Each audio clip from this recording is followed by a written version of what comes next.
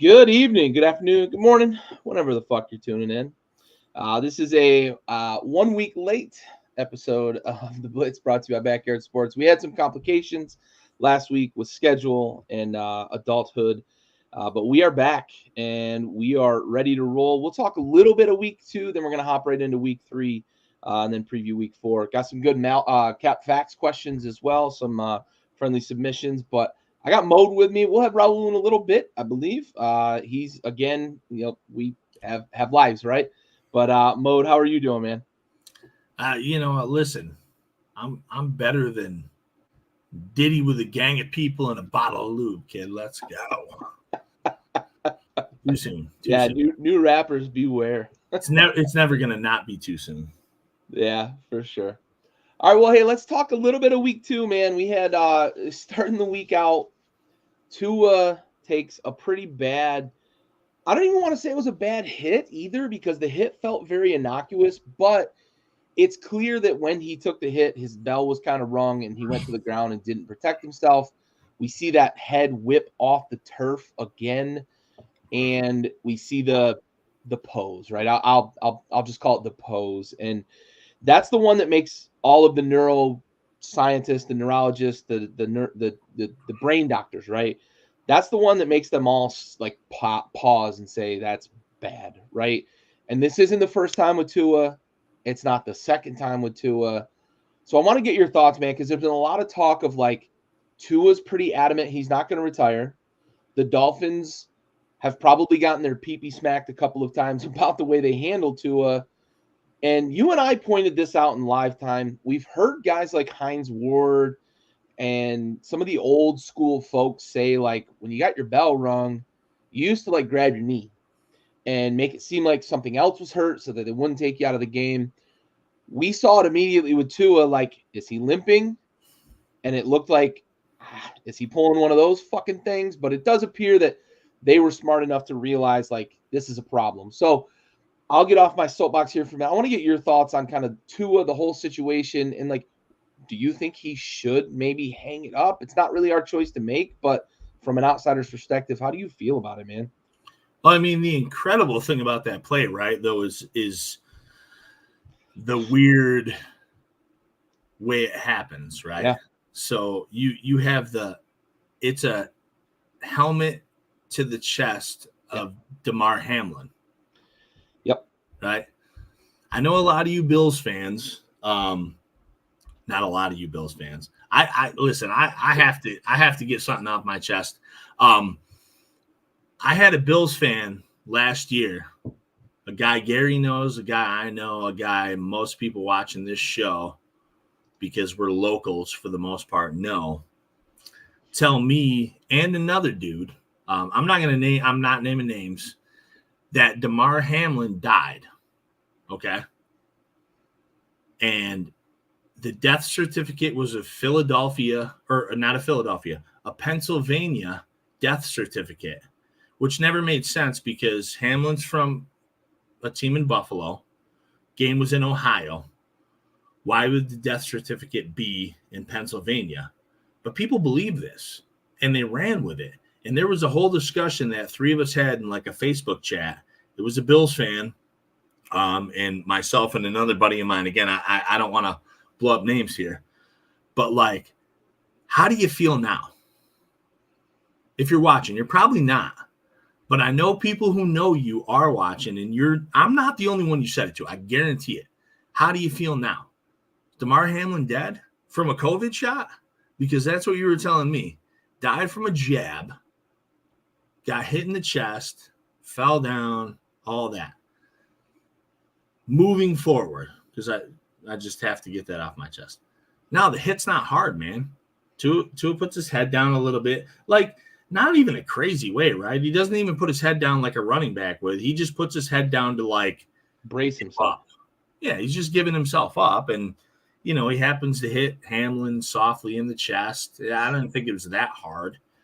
And he throws up a minor gang sign. We saw last season full, right? Yeah. Yep. Full Edward Scissorhands shit. And it's alarming. Yep. I would love for you, Tua Tagovailoa, to retire from football, but it's not my choice. It's not your family's choice.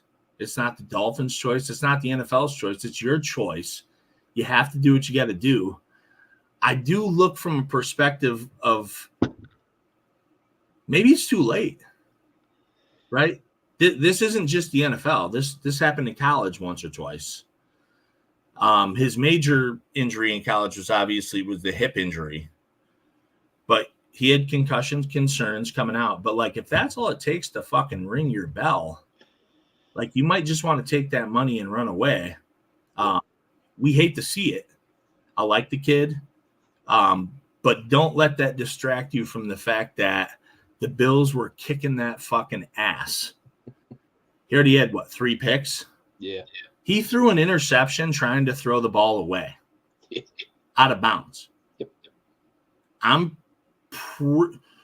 What's the sideline from center field? It's like 50 yards across, so it's like 30 yards from. He threw a 60-yard pass that got intercepted 7 yards inside. Yeah. I mean, we've talked in the past, and this isn't a rip on Tua, but his arm is not his strong point. But if you can't even throw the ball away, that's tough. I don't want to let Miami off the hook with the Tua injury because the Bills had already won that game. The Bills look good. They look Terminator good. Yep. And the Dolphins looked bad. Yep. So, that is what that is. However, Tua, man, I mean, you got to hang him up, baby. We want to see you live. I don't want to see you go crazy when you're 55, but it might already be done. Yeah. And that's the main concern. And concussions often are likened to, like, you and I have talked a lot about this with guys like Chuck Liddell, right?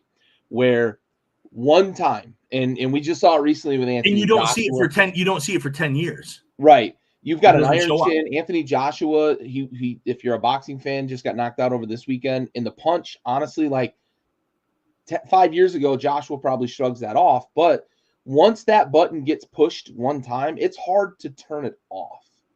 And concussions are very much like that. And neuroscientists do say the same thing. It's like once you get one, the next ones come easier and onward down the line. And for Tua last year to have 2 in like a 7-day span, that's bad. And I think it was like a 4-day span of pretty major, seemingly major concussions. The second one was definitely a major concussion on national TV. Yeah. But it's just, to me, it's almost like, unless you're going to simply be in the pocket, never run, and really just kind of go down and be like not a quarterback that can maneuver the pocket, that's the only way you're really going to be able to protect yourself. I'm with you. I think that, if I were to give any sort of unsolicited advice to Tua, it would be like, hang on, man, like, it might be time. And I know he's kind of at the front end of a pretty big deal with money, but it's, you think about it this way, is that more important than your brain shutting down at the age of 35, right? It might not even be 55. He said something about his, I don't know, like a nephew or a kid or something wanting to aspire to be him and not wanting to show them quit. I get all that. I get that. I do too. But you also got to show them that, like, you are human too, and you need No. God, listen, men in the world, we've talked in the past couple of years, especially about men in the world being able to talk about mental health issues. Men in the world also need to be able to show intelligence over toughness. Yeah. Okay. There's too much of this, like, you're a fucking beta. Like, Sean Strickland has deluded the minds, and it's not just Sean Strickland, but the Sean Strickland types have deluded the minds of too many people. Like, it's okay to care about your health. Yep. Okay. Mental or physical. Yep. When we were kids, Gary, like, we both played football. Mm-hmm. I remember I got knocked out in a game where I was like 10. I remember waking up to that sweet smell of the salt. The ammonia. And you know how many plays I missed? Dude, I was 10. It Yeah. meant nothing. Yep. I missed like 5 plays. Yep. Right back out there. Because concussions, you know, they put the flashlight in your fucking eye. Told your parents make sure he doesn't go to sleep for a few hours. That was it. We didn't know. Now we know. Yes. And you have to take advantage to it. Yeah, that's the big thing. Like, we know the science is out there now. It used to just be you got your bell rung. Now everybody understands like what a concussion is, and there's varying degrees and varying levels. And he's had a couple of major ones. And it's not even just like your head either. It's like I suffer from a lot of issues with my ankles because I never took care of them. I'd sprain them and I'd keep playing basketball. Or I'd roll one, and I remember I rolled one so bad I couldn't walk. It was like this big, and that was on a Wednesday, and I played a football game on a Friday, right? Like, those are the kinds of things, and I'm paying for it now, right? My ankles lock up all the damn time. You played a Gus Macker with me with a busted 14 years ago with a brown ankle. Yep. Right? And you shouldn't have played. Yeah. And I've been there too with the ankle. Like, I went 2 years ago, I went, and I probably told you this, but I went down the back steps because it was a little like frosty, and I just skipped a little. Yeah. I didn't fall. I just went down them a little weird. And then throughout the day, my ankle was just kind of killing me. My right ankle, which has always been my bad ankle. I've fractured it a couple times, rolled it a million times. You know me and the ankle. Yep. So when I go finally to the doctor, my doctor's not in the office, so I see a practitioner, and she says, I think you're fractured. So she puts me on crutches. I'm going around on crutches. I go see the orthopedic guy. Cool dude, new guy in town. Looks at it. He's like, well, the good news is no fracture. He said the bad news is he goes, your x-ray is what I would expect to see from a 90-year-old. 90. He said that. And I laughed. And he was like, no, I'm serious. Not joking. He goes, no, I'm dead serious. He goes, you have particles floating around. He goes, you probably have unresolved breaks a bunch of times. And I'm like, makes fucking sense, dude. Like, I'm not arguing with you. Like, I get it. But it's not my brain. Right, for sure. All right, well, let's talk about one other game. We kind of went through this in let's talk about the final game of the week, because that was really the game of the week as well. Atlanta and Kirko Chains, who didn't look great in week one. Didn't look great in week one against Pittsburgh. There was a lot of talk about him being in the pistol instead of under center, how agile he was, how much he wasn't getting out of the way and protecting himself. Coming off an Achilles injury, I think everybody sympathized to a certain extent, but it looked like it was hindering the offense. And even early in this game, they didn't look like they were really in sync. And then they get a chance because Philly, in Nick Sirianni's eternal wisdom, decides to throw the ball on 3rd and 3 or whatever it was. And yes, they had it, right? But Saquon drops it, as Saquon is wont to do sometimes. He has bad drops in his career. Drops the ball. He's a running back. Understandable. And Atlanta ends up getting the ball back with a chance to go down, score a touchdown, and win. They end up scoring the touchdown, end up winning because Younghoe Koo decides he's going to make a 52-yard extra point. Yeah, Younghoe. Because Drake Younghoe, baby, was celebrating too damn much. But what really seemed to click, and it looked like it was very similar this week, is Kirk looks more comfortable in this offense. He looks more comfortable on the foot, on the ankle, on the Achilles. Want to get your thoughts on this game? Talk to me a little bit about Philly, Atlanta, man. Well, you should get my thoughts, right? Because we obviously didn't do the show last week, but my overreaction was going to be, remember? Yep. Yeah. Yep. Cousins is done. Yep. We're going to see a change of guard. We're going to see Penix. Yep. Listen, in my defense, and that's why it's an overreaction, though, too. Gonna put you on waivers. You should put me on waivers. Put me on the IR, baby. You get an extra spot. So, listen, Cousins, and you saw it too, Gary. Cousins looked so fucking immobile in the pocket week one. Yep. It was forward, backwards, side to side. And now I'm to believe that either he's really fucking with me personally, which I don't think I draw that much of a reaction from anyone, or it was cautionary. Yeah. Maybe he was just a little fucking unsure of himself. Yep. We saw it with Rodgers a little bit too, but Rodgers looked leaps and bounds better moving. Cousins looked like, dude, when I saw Cousins move in week 1, I was like, he's done. Like, he has no business being in an NFL pocket. And all of a sudden, he's like, I'm good. I'm fine. I'm all right now. Just had to get that one out of the way. He looked fine this week, too. Yeah. Again, so. He looked great this week. He was moving outside the pocket. He was this fine. week. I'm only watching Kirk Cousins' feet at this point, and I'm like, this dude is going to, like, why are you fucking doing that to me? Because I said some shit? Like, it's bullshit. But yeah, Philly, you've talked 100 times, like, on the show in the short-lived, season we're having now, also in our group chat, about them missing Kelsey. We've talked about the tush-push rules. I'm going to bring up something else real fast, and a lot of people have probably seen this because this isn't my take. I don't even remember whose take it was. It might have been Colin Cowherd might have brought this up. Somebody brought this up. I watched Colin Cowherd. You guys are going to hear me quote him all fucking year, and it's all out of spite. And I'll say it when I think he's right. I think he's very right, but he's wrong 80% of the time. So Cowherd said some shit, and this isn't like a gray area. This is black and white.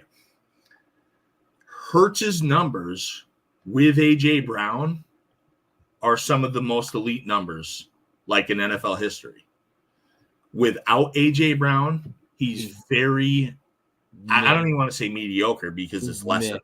So before A.J. Brown and with A.J. Brown, when A.J. Brown is injured, which is a lot, his numbers are awful. Yep. Miles difference. Like, the dude goes from Mahomes to fucking Trevor Lawrence in a hurry without A.J. Brown. And it's a thing. And now you got Devontae Smith got a little wrapped up. So, yeah, listen, I don't think it's time to panic on the Eagles. I don't think it's time to panic on the Falcons. But that drive from Atlanta was the epitome of Nick Sirianni not knowing what the fuck to do as a head coach. Yep. Like, bro, if you're always going to look upset and real cool, like you're a fucking real-life Vin Diesel, and at least know how to coach football, because that dude is a problem for his team. Yeah. It's a good team. Philly's got a good roster, and I think Sirianni might be their undoing. Yeah, for sure. Yeah, the only thing he's got over Brandon Staley right now is that he's been to a Super Bowl. In a slightly in better personnel. Yeah, he's got right? I mean, a better overall roster for sure.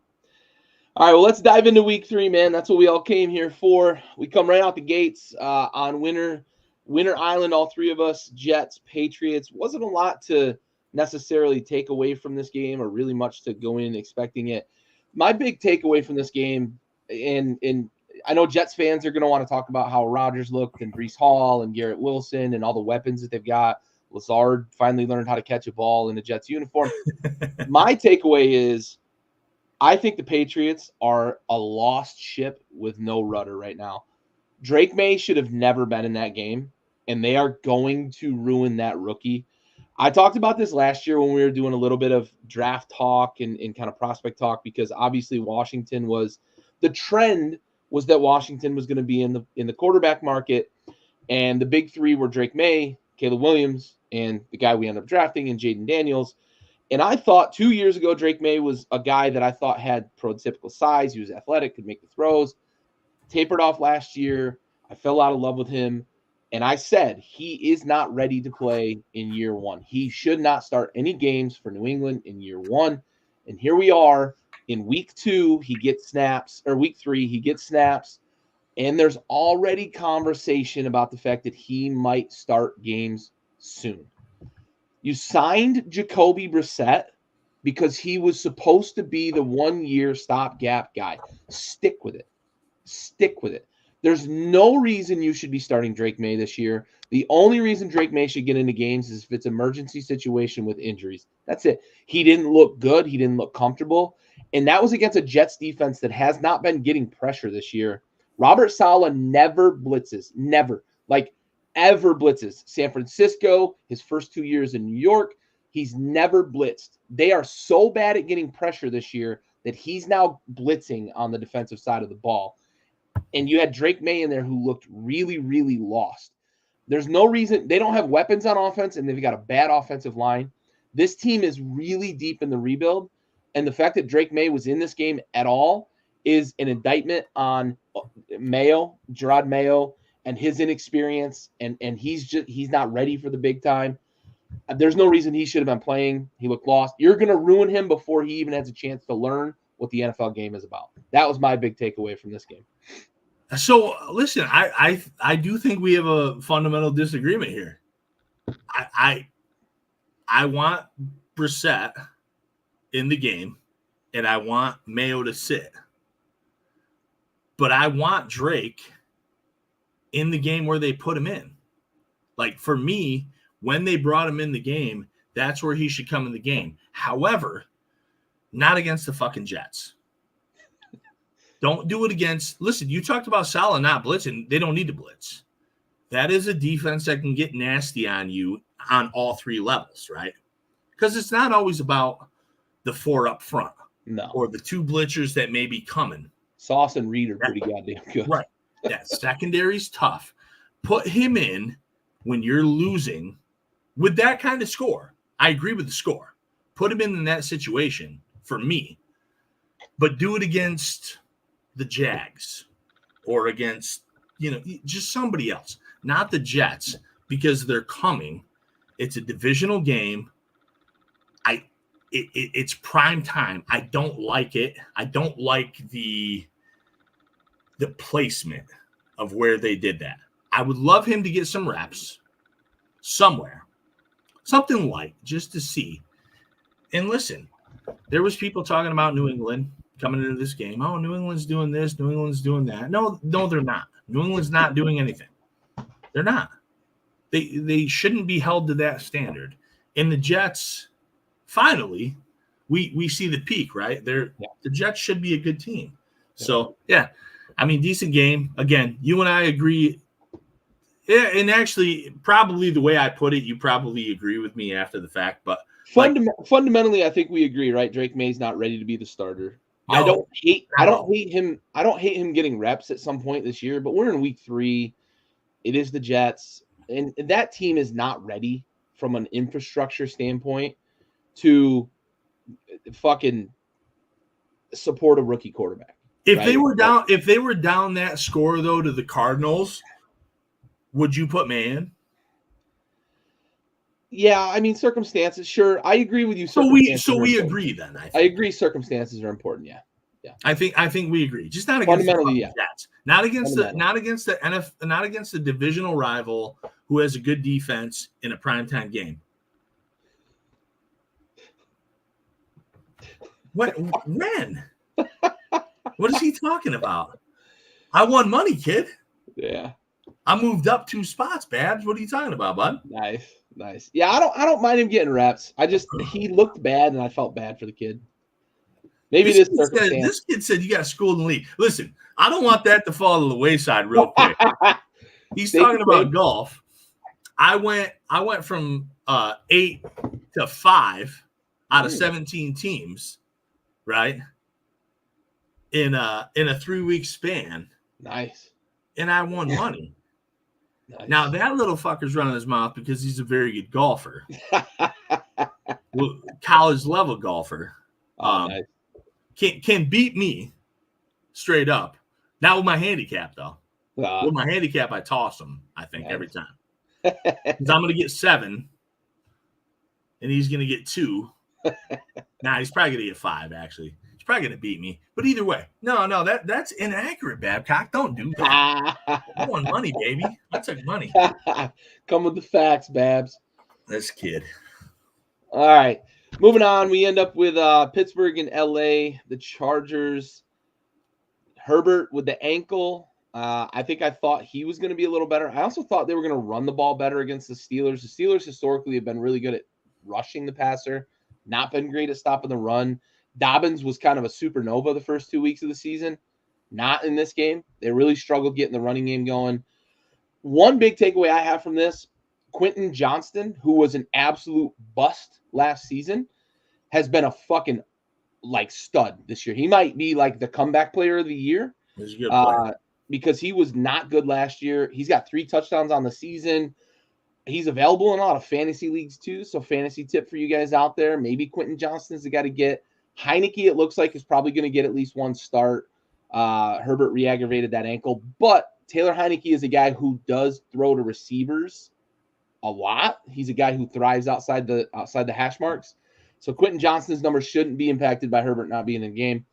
I was really surprised by the fact, though, that the Steelers shut down the Chargers' run because they had been really, really good on the ground in the first 2 games of the season. I'm not surprised by that because it's the Steelers. Every year, it's the fucking Steelers. If we can rely on one thing from Pittsburgh, it's they can play fucking defense, right? Every fucking single time. I think with Herbert, what he has to do is accept the reset. He's got 2 decently young receivers in Johnston, and Josh Palmer is another good younger wide receiver who's very good. And that's besides the kid what's the kid's name in draft this year? The white kid. Yeah, he's white. I don't care about him. But no, I'm just kidding. But they have weapons coming up. Dobbins has been great. Joe Alt? Yep. You ever heard of that guy? Yeah. Gary? Yep. You ever heard of him? No, my dude. Joel, as advertised, Yeah. He's been very fucking good already. And we're going to shout him out on the show because you've never heard about him this season before now, unless you're listening to like a Chargers show. Yep. Because nobody talks about that shit. Yep. Joel, great pick. Harbaugh, they have some things. They have to get Herbert sold on the rebuild, and I think that's where they are. And, they'll be fine. Pittsburgh, did they find their quarterback? Listen, we play in a league where a Steelers fan's name was Fields by week 3 or 4, something like that. Whatever it was. Fields by week 1. He nailed that by week 1, yeah. Look, they're 3-0, man, and he looks efficient in that offense. And what I'm going to say is, like, Chicago didn't like the style of play that fits Justin Fields' game. Why? You have no offensive fucking line. I don't understand it either, man. And they're getting Caleb Williams. They're getting Caleb Williams killed because of it. That's the bottom line. But Pittsburgh, that's their style, dude. That fits the city, that fits the fan base, that fits the coaching staff, that fits Mike Tomlin and how he wants to play. He wants to take care of the football. He wants to run the ball. He wants to play defense. He wants to be late in games and have Chris Boswell win them games. Right. Justin Fields if you have the 3rd most fucking athletically gifted quarterback of all time to boot. Yeah, right. Sure. Exactly.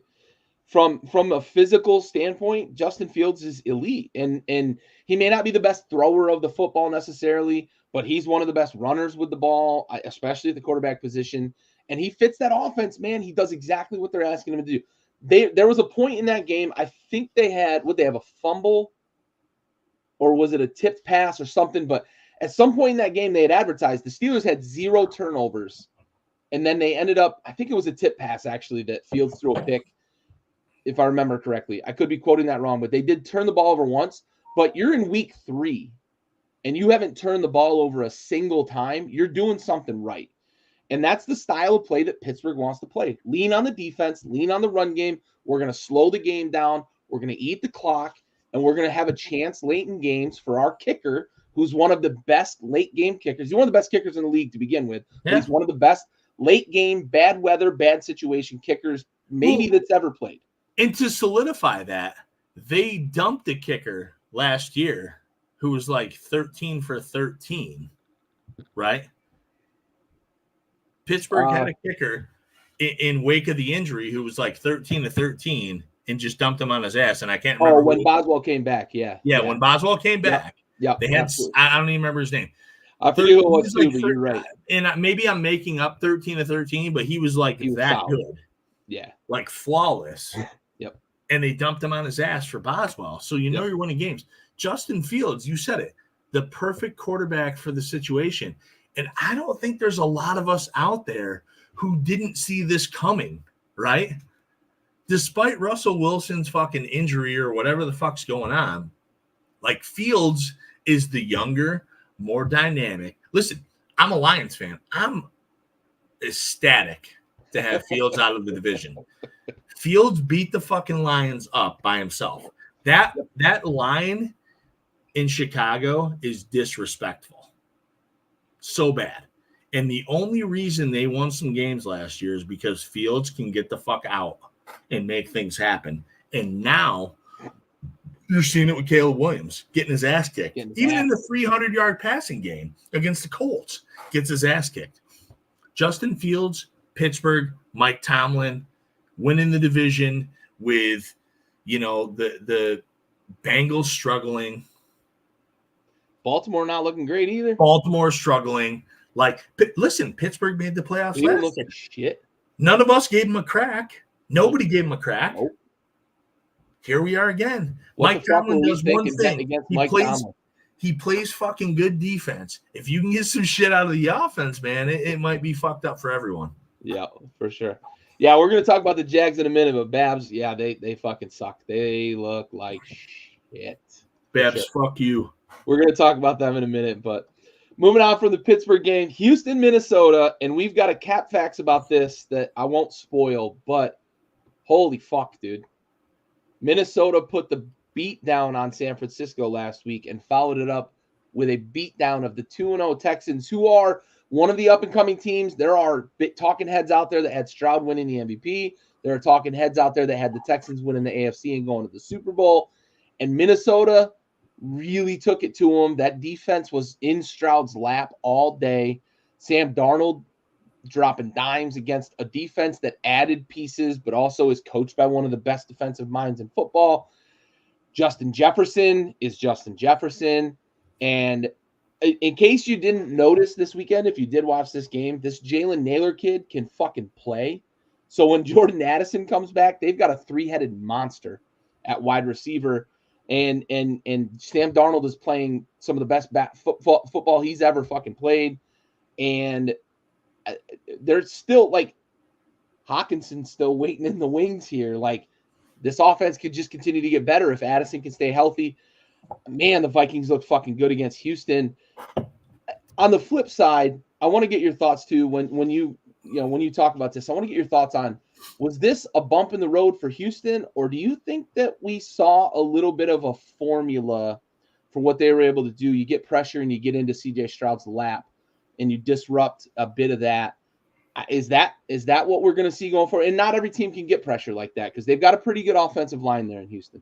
Well, look, like two things I have is Houston, the film's there, right? We say this every year, fucking year, whether it's on this show or conversations with your buddy.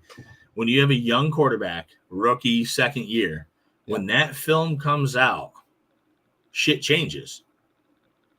And I think CJ Stroud is a good quarterback. Yep. And I think he'll get over it and he'll continue to be a good quarterback. But right now, with the weapons he has in the running game, in the receivers he has, the line's not great. But he has a defensive mind coach. The production is unacceptable. A. B, what I have from Minnesota is Sam Darnold, man. We've left Sam Darnold out in the fucking cold, holding a balloon, right? No raincoat, no umbrella, all that shit. And he has just defied the odds, right? We saw it a little bit in Carolina the year before last, I think it was. He came in, he kind of took over, he was running a bunch of touchdowns. Sam Darnold can play football. Minnesota has an easy schedule. I was looking it up earlier, like moving forward, like this is a team that can win 10 games, shockingly enough, because if you look at them on the surface, you're like, oh, it's the Vikings, they play in a division with the Packers and the Lions. Maybe they don't win that many games. This team can win 10 or 11 games based on schedule alone. However, I don't want to jump the gun after 3 weeks. I just don't. Like, We'll because talk about that later. we've seen it with Sam Darnold before. I don't want to jump the gun completely, but I do think there's weapons there. I mean, you just said it. Like, you have probably the best receiver, if not the top 3 receiver in the NFL in Jettas. They had Osborne before. Now we're talking about the young man filling the shoes. Like, you've got fucking Aaron Jones playing good football in division. Like that, listen, I worry about their defense. I do worry about their line. I don't think they've played great teams yet. San Fran, on paper, it's always going to look great, but San Fran, what's San Fran? 1-2? They've struggled. They're down a lot of guys. So we'll see. It's a long fucking season, and we say it every week. 1-2 is really suspect in the NFL week-wise. 3, a little bit.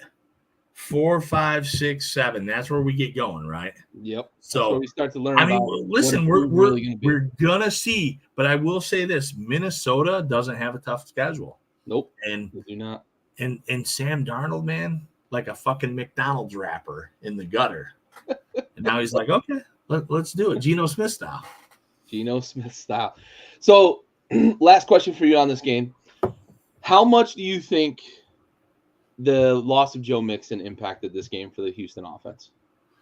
I mean, I think it's huge, but it's not huge enough to like get blown the fuck out, right? I mean, you have to be able to run the ball, but Joe Mixon's not Nick Chubb. He's not a guy you give the ball to fucking 30 times a game and he just runs it down your throat. He's a guy you mix it in.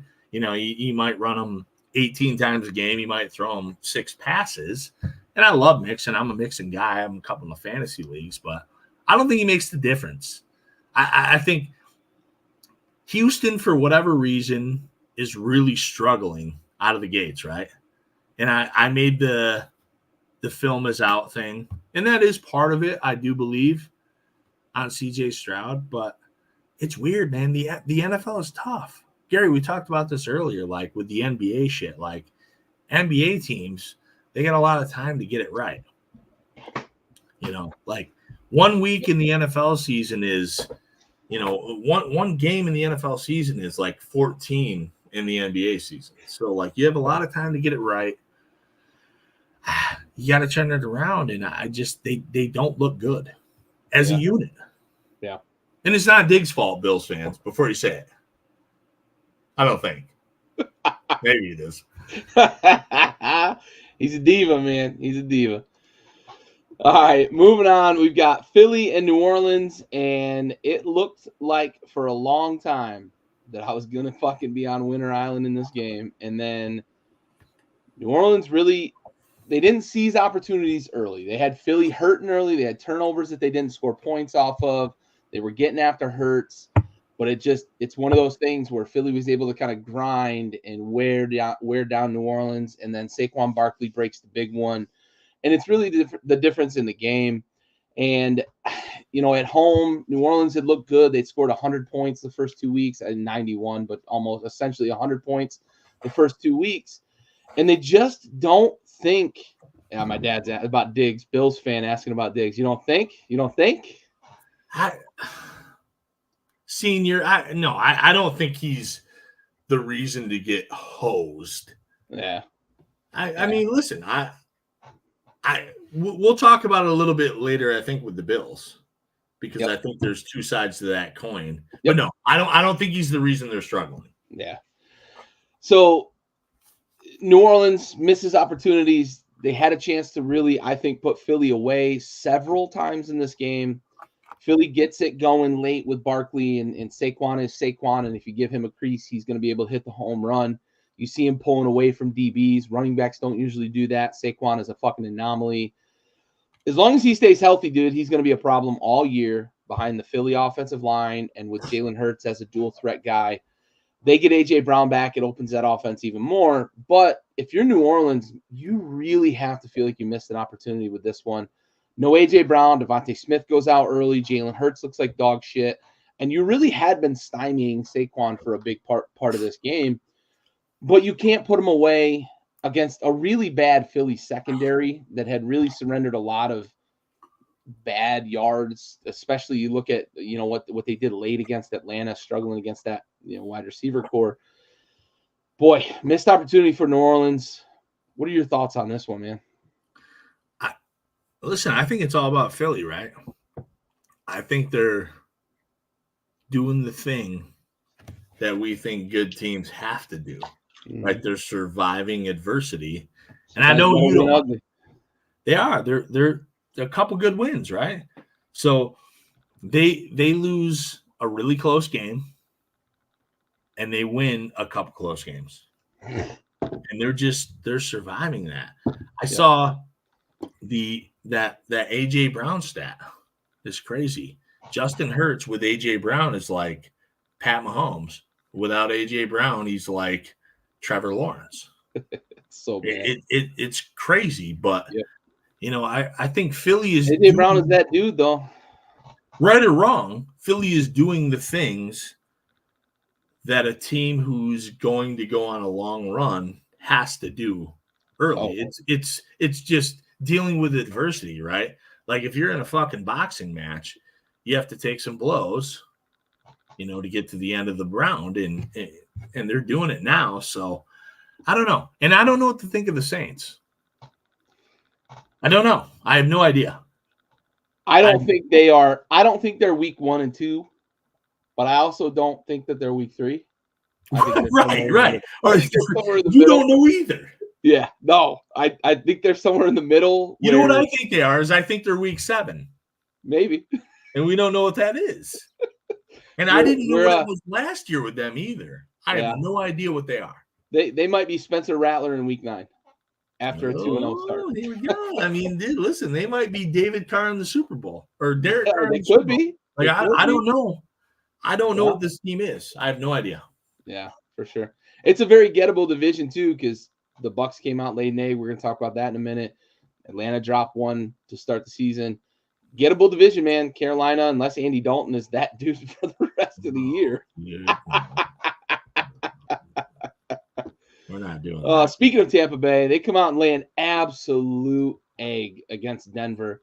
A Denver team that isn't good on offense, a Denver team that isn't good on defense, a Denver team that is probably pretty good on special teams because they punt all the time and kick all the time. They're very adept. Yeah. But Tampa comes out and just gets run over by Denver. Talk to me about this. Is this just a bump in the road? Or is this a week 3? Like, we still don't know what NFL teams are?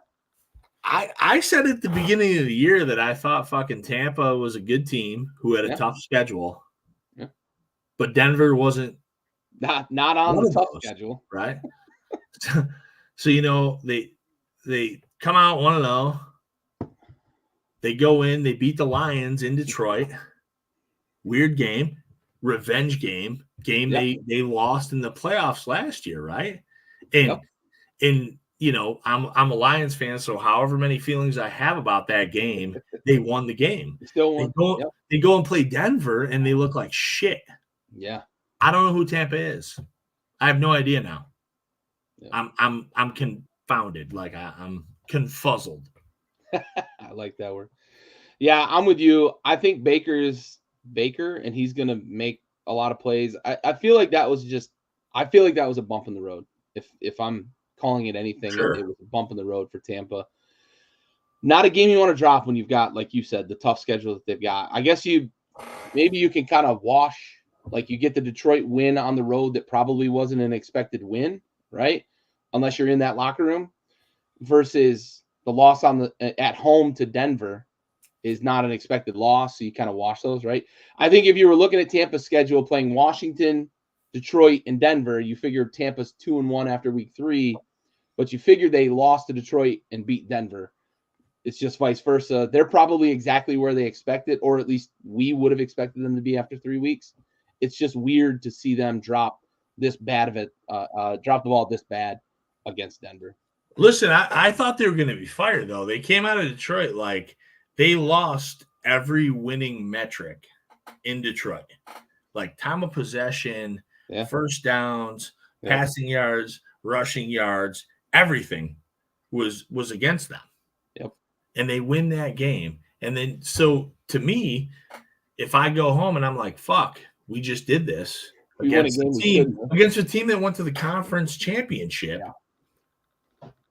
We can go do this. And then you go to Denver and you get fucked up. Yeah. That's mental warfare. Yeah, that's tough. That's tough. Green Bay, Tennessee. Raul was on Tennessee. I think he probably had a little less faith in Malik Willis than Matt LaFleur does. Realization this weekend, and I had a conversation with a couple of folks about this. Like, I think Matt LaFleur could like handpick one of us three from this show, put us under center, and still win 6 games in the NFL. I'm not sure my camera's all a little blurry there, but I think Matt LaFleur's offense could probably win a bunch of games with us at quarterback. Golly, Malik Willis looked pretty good this weekend. The Green Bay defense looks fine. Will Levis is a fucking like roller coaster nightmare. He'll make a play where you're like, wow, only a few guys can probably make that throw in the world. And then he'll make a play like, Jesus, nobody in the world should make that play. And it's so confounding because his turnovers are so bad too. His turnovers aren't just turnovers. Typically, his turnovers result in touchdowns for the defense. And that's a really bad trait to have in the NFL. You need to protect the ball, but you especially need to not give up points to the other team when their offense isn't even on the field. And he's done a really good job of that in the 2 losses that they have this year. Man, just bad football. Bad football. Green Bay looks like they're going to survive Jordan Love. I would say maybe 2 weeks from now. I don't expect them to rush him back this week because they got this win. I think they're going to look at it and say, we're still afloat. But Malik Willis looks like he might be able to play in an offense that's kind of favorable to his skill set. Yeah, no, I think with the talent in Green Bay, the young talent, they can survive some things. They're going to have, what is it, Minnesota coming into town this week? We'll see. I mean, Minnesota looks really good. So, yeah, I don't know. Don't rush Love back. Or do. I'm a Lions fan, so rush him back. Bring him in this week. I don't give a fuck. If it were me, I would wait on Love. Give it a couple more weeks. You're not sinking. Just stay afloat. That's what you got to do in the National Football League, right? You just got to, stay in the mix. Keep it going. Yep. Yeah. Yep. You got to be there when it matters. Yeah, be there when it matters. Giants, Browns, and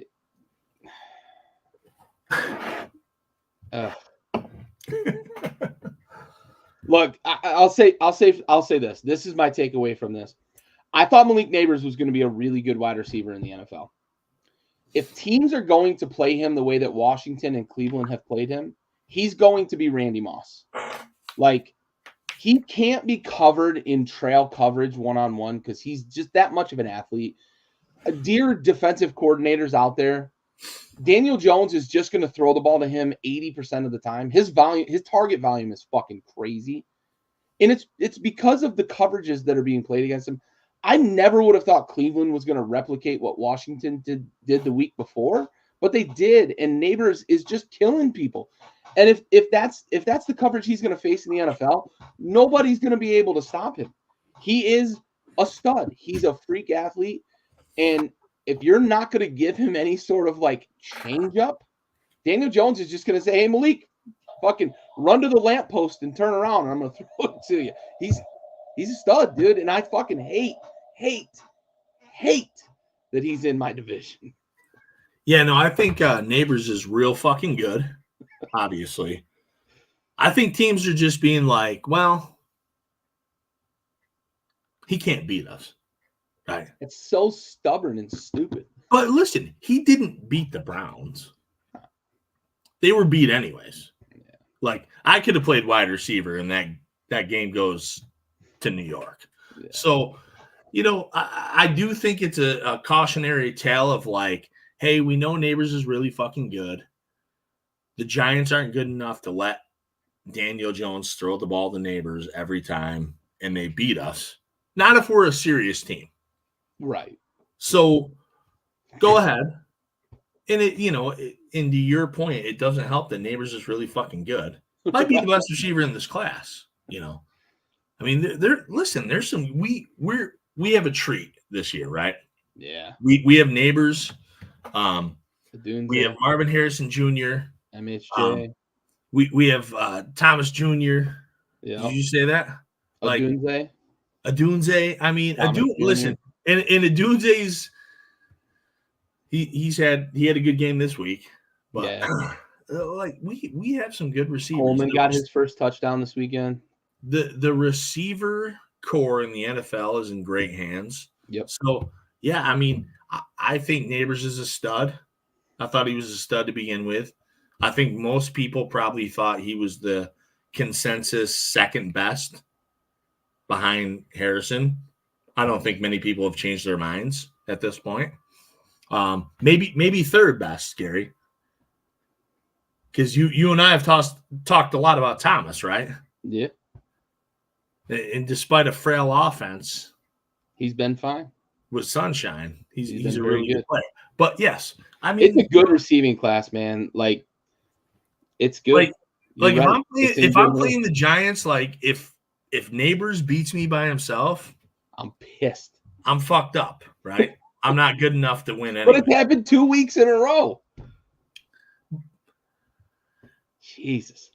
But not against like serious teams, though. No, you're right. You're right. But still, fucking Christ. Like if I'm the Chiefs or if I'm like fucking the Bills and that happens, like maybe I'm concerned. Right. You know, if I'm the fucking, I was gonna say the 49ers, but they're not a serious team anymore. They look pretty rough right now. Who is a serious team at this point? I don't fucking know. Yeah. Good luck finding one. The Steelers. Yeah. Moving on, Chicago, Indy, and this was a weird game because neither quarterback looked good for a long time. And Jonathan Taylor was stealing the show. And then late in the game, Indy kind of went into like this super soft shell, and Caleb Williams started lighting it up. He did get 300 yards. You mentioned that a moment ago. Rome Odunze had a big week. DJ Moore had a pretty good week. I think he had 6 catches for like 60 yards. Yeah. And Odunze had 2 touchdowns. Big week for him. But it was all in garbage time. So in garbage time. You can't make much of that. But if you're Indy, I got to ask you this question because we had this conversation last year. I said, and I'm going to stand by my statement, I said before the NFL draft in 2023 that whatever GM takes Anthony Richardson is going to cost himself his job. Now, I was fully aware last year through 5 weeks that I might be having to eat some goddamn crow because that Colts offense looked good. Anthony Richardson was athletic and making plays, and he was threatening defenses and finding some receivers. I thought we might see that version of him coming back into this season. He's been pretty bad this year. I want to get your thoughts on Anthony Richardson and kind of what you see for his future going forward with the Colts, because he's been a little bit of hot, cold. There's some people that said like he might be the future after 5 weeks last year. And I was starting to realize like, maybe I'm going to have to eat some crow on Anthony Richardson, but I'm back, right? I'm back. Anthony Richardson doesn't look good this year.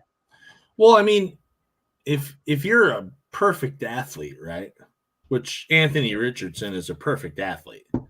Yep. Like if you're an extremely good athlete, if he was in the NBA, he'd be okay.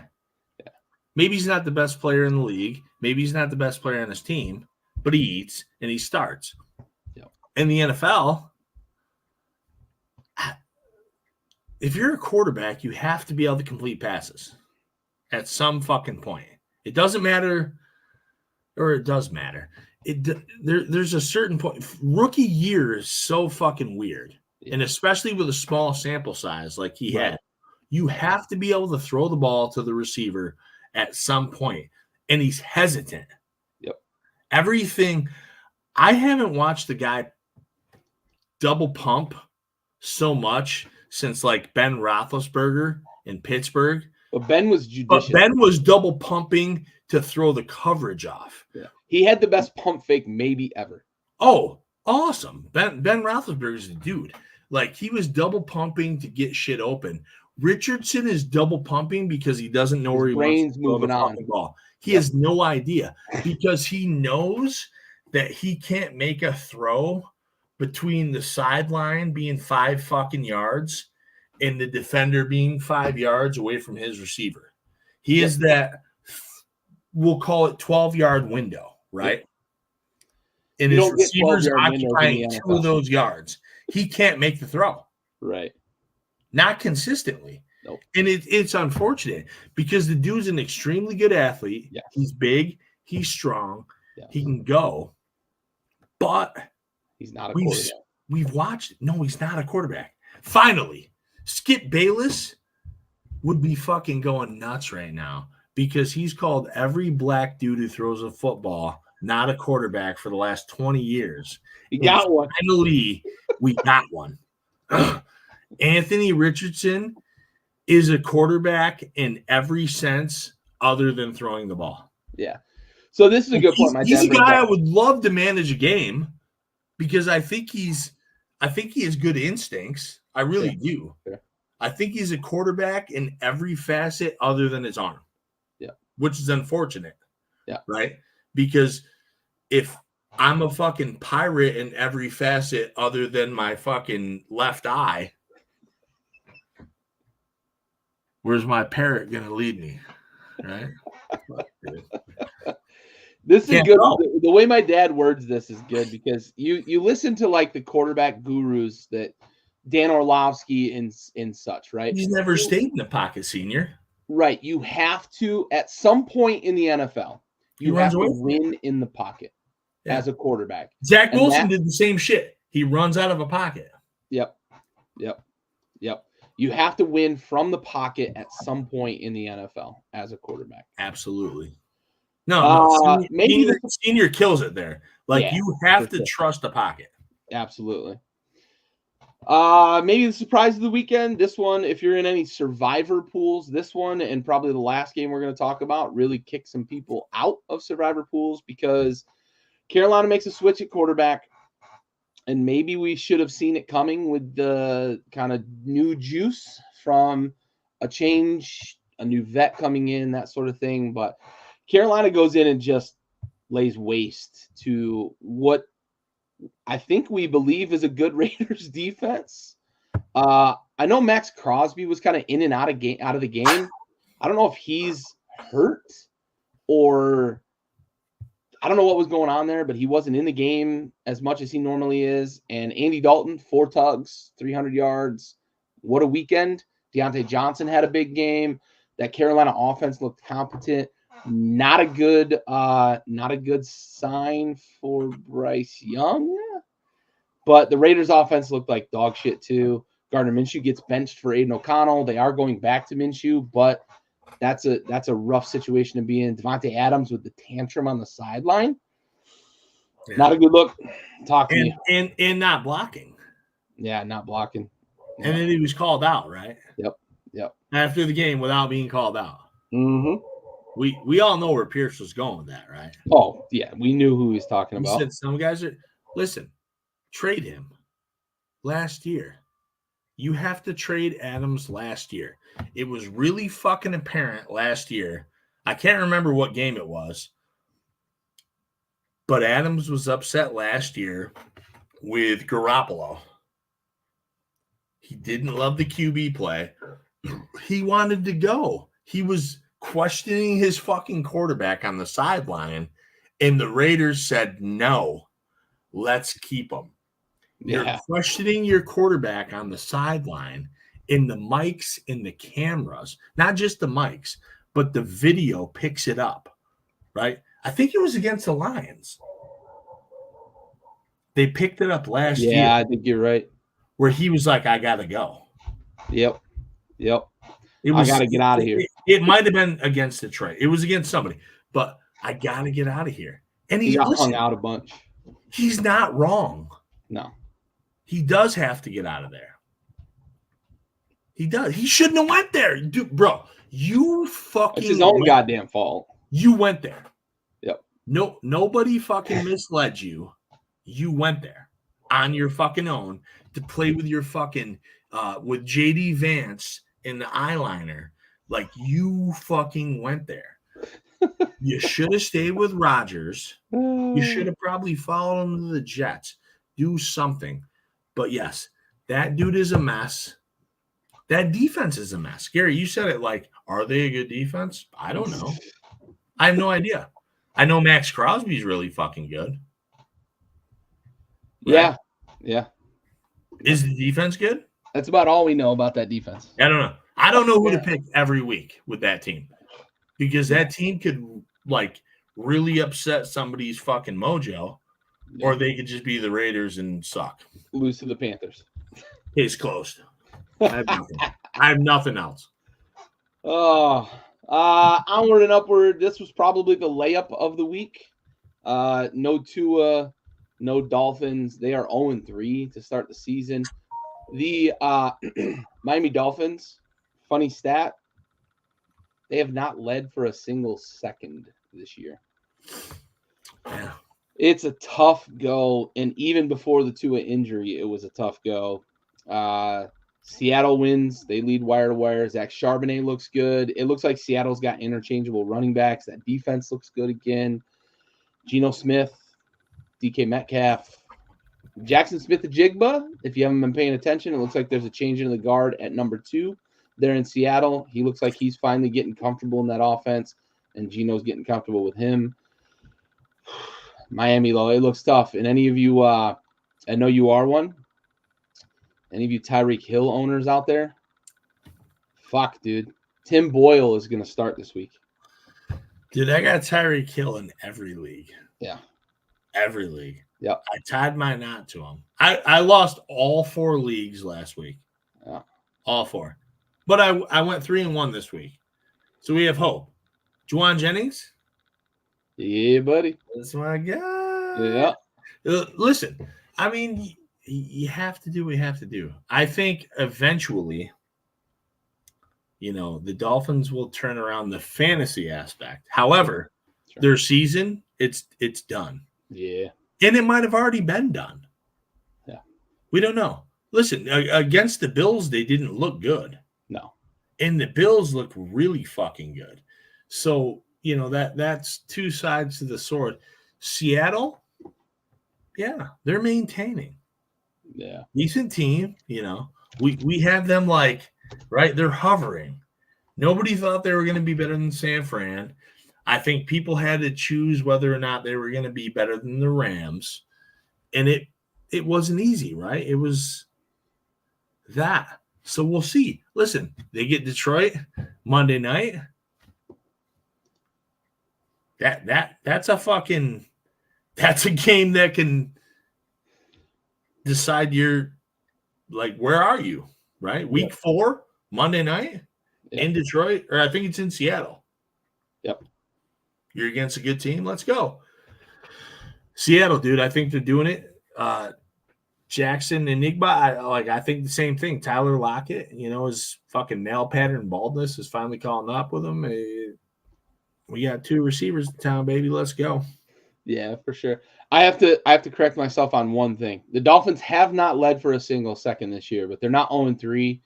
They beat Jacksonville on a walk-off. But does Jacksonville count though? Because they're really bad. Probably right. They're 0-2-1 or 0-2.5 or something, whatever. Jacksonville is so bad, dude.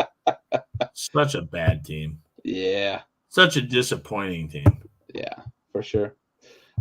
In the I almost lost my ass game of the week, Baltimore gets out early on the Cowboys and often up big, and Tom Brady's calling this game, and it's 28-6.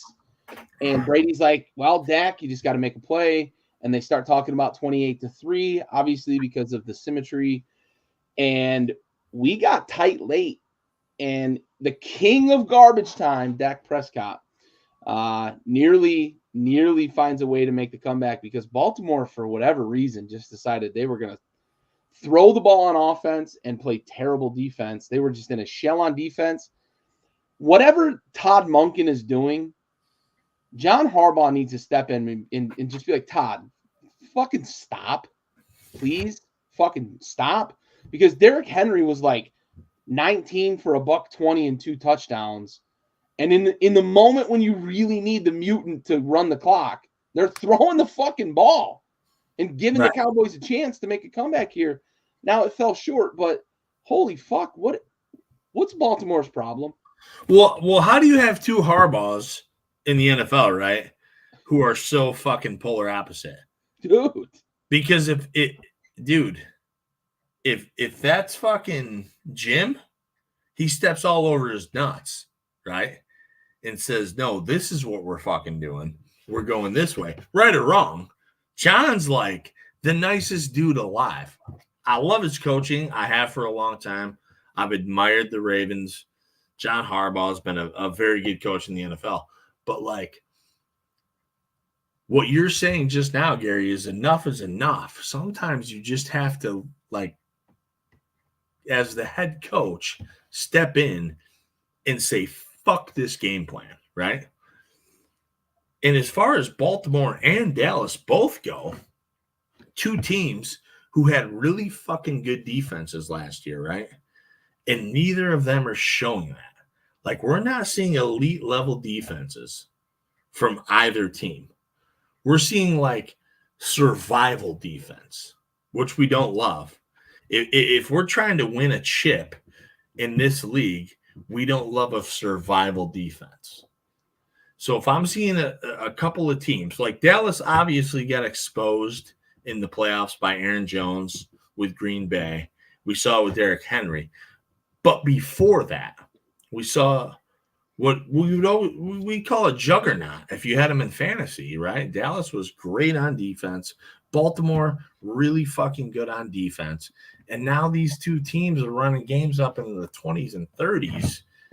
And, like, we don't know where we are. Yeah. Like, what's going on with that? However, I do have to say, for Baltimore, they're surviving. For Dallas, they're fading. Like this is tough, man, because I don't want to get your dick hard, but Washington looks competent. I'm not going to go more than that because I don't want you to get weird over there. That's the right assessment. I don't want to see your right arm, your shoulders start going. But, like, Washington looks very competent. And then you still have to worry about Philly, who's surviving close games, right? We're not going to talk about the Giants but yeah, I mean, every year is like a fucking box with a bow that we have to open and be like, oh, other than Pat Mahomes, what do we got in here? I think the Ravens, their biggest problem is they seem very fixated on proving everybody wrong that Lamar Jackson is like this. You're right, Senior. They're in huge trouble. Big trouble for sure. I just feel like Baltimore, they're spending too much energy on trying to prove to everybody that Lamar Jackson is like this throw the ball passer. But they're okay still, is the weird part. I'm not trying to interrupt. But it's a really good roster. It's a really good roster, and that's why. Right. They're going to waste a really good roster that they're going to waste. They're going to waste the Super Bowl caliber roster on trying to prove they're Russell Wilson. They're doing the Russell Wilson. Yeah, basically. We saw that worked out for Seattle. Very well. Onward, upward. Skip this one. What's that? Skip this one. Yeah. Tough go here, right? No, great go, but Jesus, what an asshole. Yeah. What were you thinking? I was mad. Okay. Mad after week 2? Yeah, I was a little pissed off. A little pissed off. I mean, okay. I'm still a little pissed off. Listen, Arizona's scrappy. No, they're a fine team. Like, yeah. I think they're okay. Yeah. They're going to beat some good teams this year. Yeah. Detroit's just, I don't know, man. They got to, like, when Goff threw the ball so many times in week 2. When is Detroit going to accept their identity? They did it this week. They ran the ball. They ran the ball 1,000 times. There were still moments in this game where it's like, what? Well, listen, this week to me was acceptable because they failed with what they do. So against the Cards, they failed doing their thing. They ran the ball like 25 more times than they threw it. I'm fine with that. But when you throw the ball fucking 50 times, Yeah. like, what are you doing? Especially when your quarterback is struggling and Gotta you're win playing a points. decent defense in Tampa. Like, you don't do that. So Yeah. I'm a little more on the wagon now. The offense has to figure it out, though. Like, this offense is too good to struggle and not score in the second half. But they got behind Montgomery and Gibbs, and they ran the ball a lot. And I'm okay with that. I'll take it. Yeah, and that's fine. I don't know.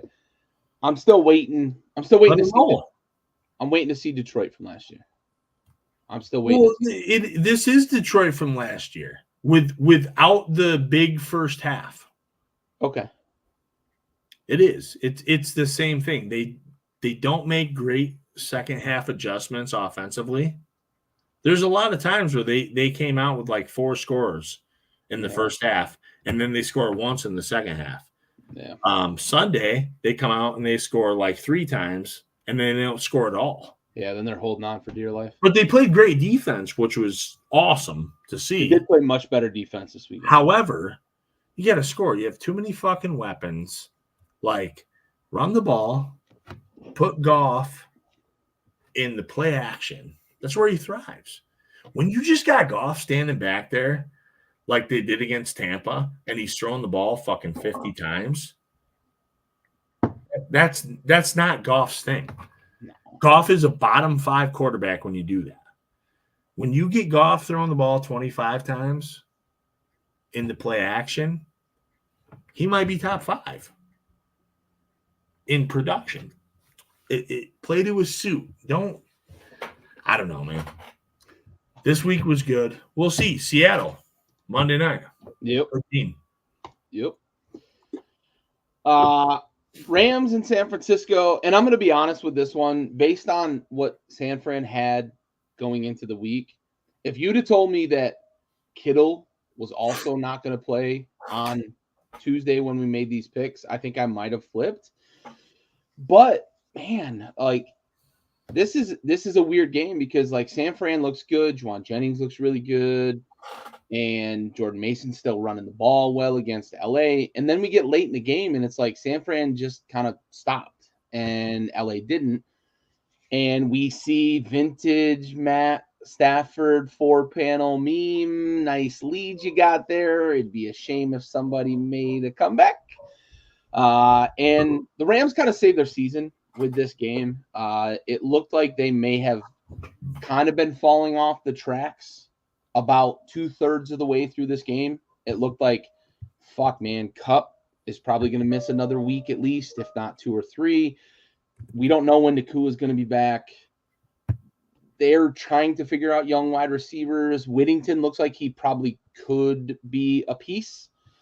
They're running the ball okay, but they just can't finish drives against the Niners. And then suddenly you get the big comeback, and it's Matt Stafford, and he does what he does, taking shots on the chin while he's delivering dimes down the field. Big win for the Rams, man. And you talked a lot about them preseason. You were big on them last year as well. You were a year ahead of your time compared to everybody else. Big win for the Rams, man. This feels like maybe a season saver. Yeah, no, I mean, listen, I mean, you got to beat San Fran up when they're down, right? Yep. No McCaffrey, no Kittle, no Debo. We've talked extensively on this show. You're the biggest advocate in the world of Debo being the hardest tackle in the NFL. I actually said it to somebody on Sunday, and I had an argument, which was great. No, I defended it. Like we honestly, we came to terms with it. Nice. Like, you're right. I think nice. he is like one of the premier, because it's not saying he's the hardest guy to tackle. Right. He's the hardest tackle from where he may have a football. Right. Which isn't necessarily right. Derrick Henry is the obvious hardest tackle. He's coming downhill, and good luck. Right. Outside the box, Debo, because he's everywhere with it. Yep. Inside the box, outside the box. Again, regardless. Nah, I mean, Matt gets it done, man, right?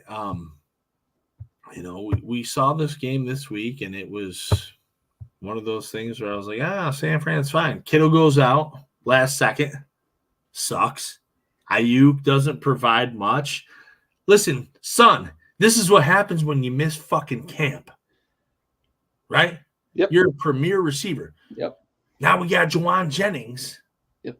Who I started in 2 fucking leagues, bud. Big day, bud. Big day. 2 Take leagues. That layup. I shouldn't even have started him. I don't even know why I started him. I'm not even sure what happened, but I did. Got 40 points out of him. I did what I did, and it happened. But, no McCaffrey, this 49ers team is a little beat up, and obviously, the defense is going to suffer from the lack of production from the offense, even though the offense produces, it's not the same thing. The Rams are a tough go, right? What everybody saw was the Rams come in week 2, get trounced, right, by a divisional foe. They was 41-10 against the Cards. That seems right. Yeah. The Cards can play football, though. The Cards gave Buffalo a tough time week 1. It was 28-34. Yep. They win that week 2. A hard time this week against a divisional foe. They played the Lions tough. That was a tough game. I don't care if they only scored 10 points. I was my asshole, bro. Whole game. Tough game. Cardinals are a decent football team. So, the Rams come through, get the win. San Fran, you better get it going late. You got to get healthy. Yeah, for sure. All right.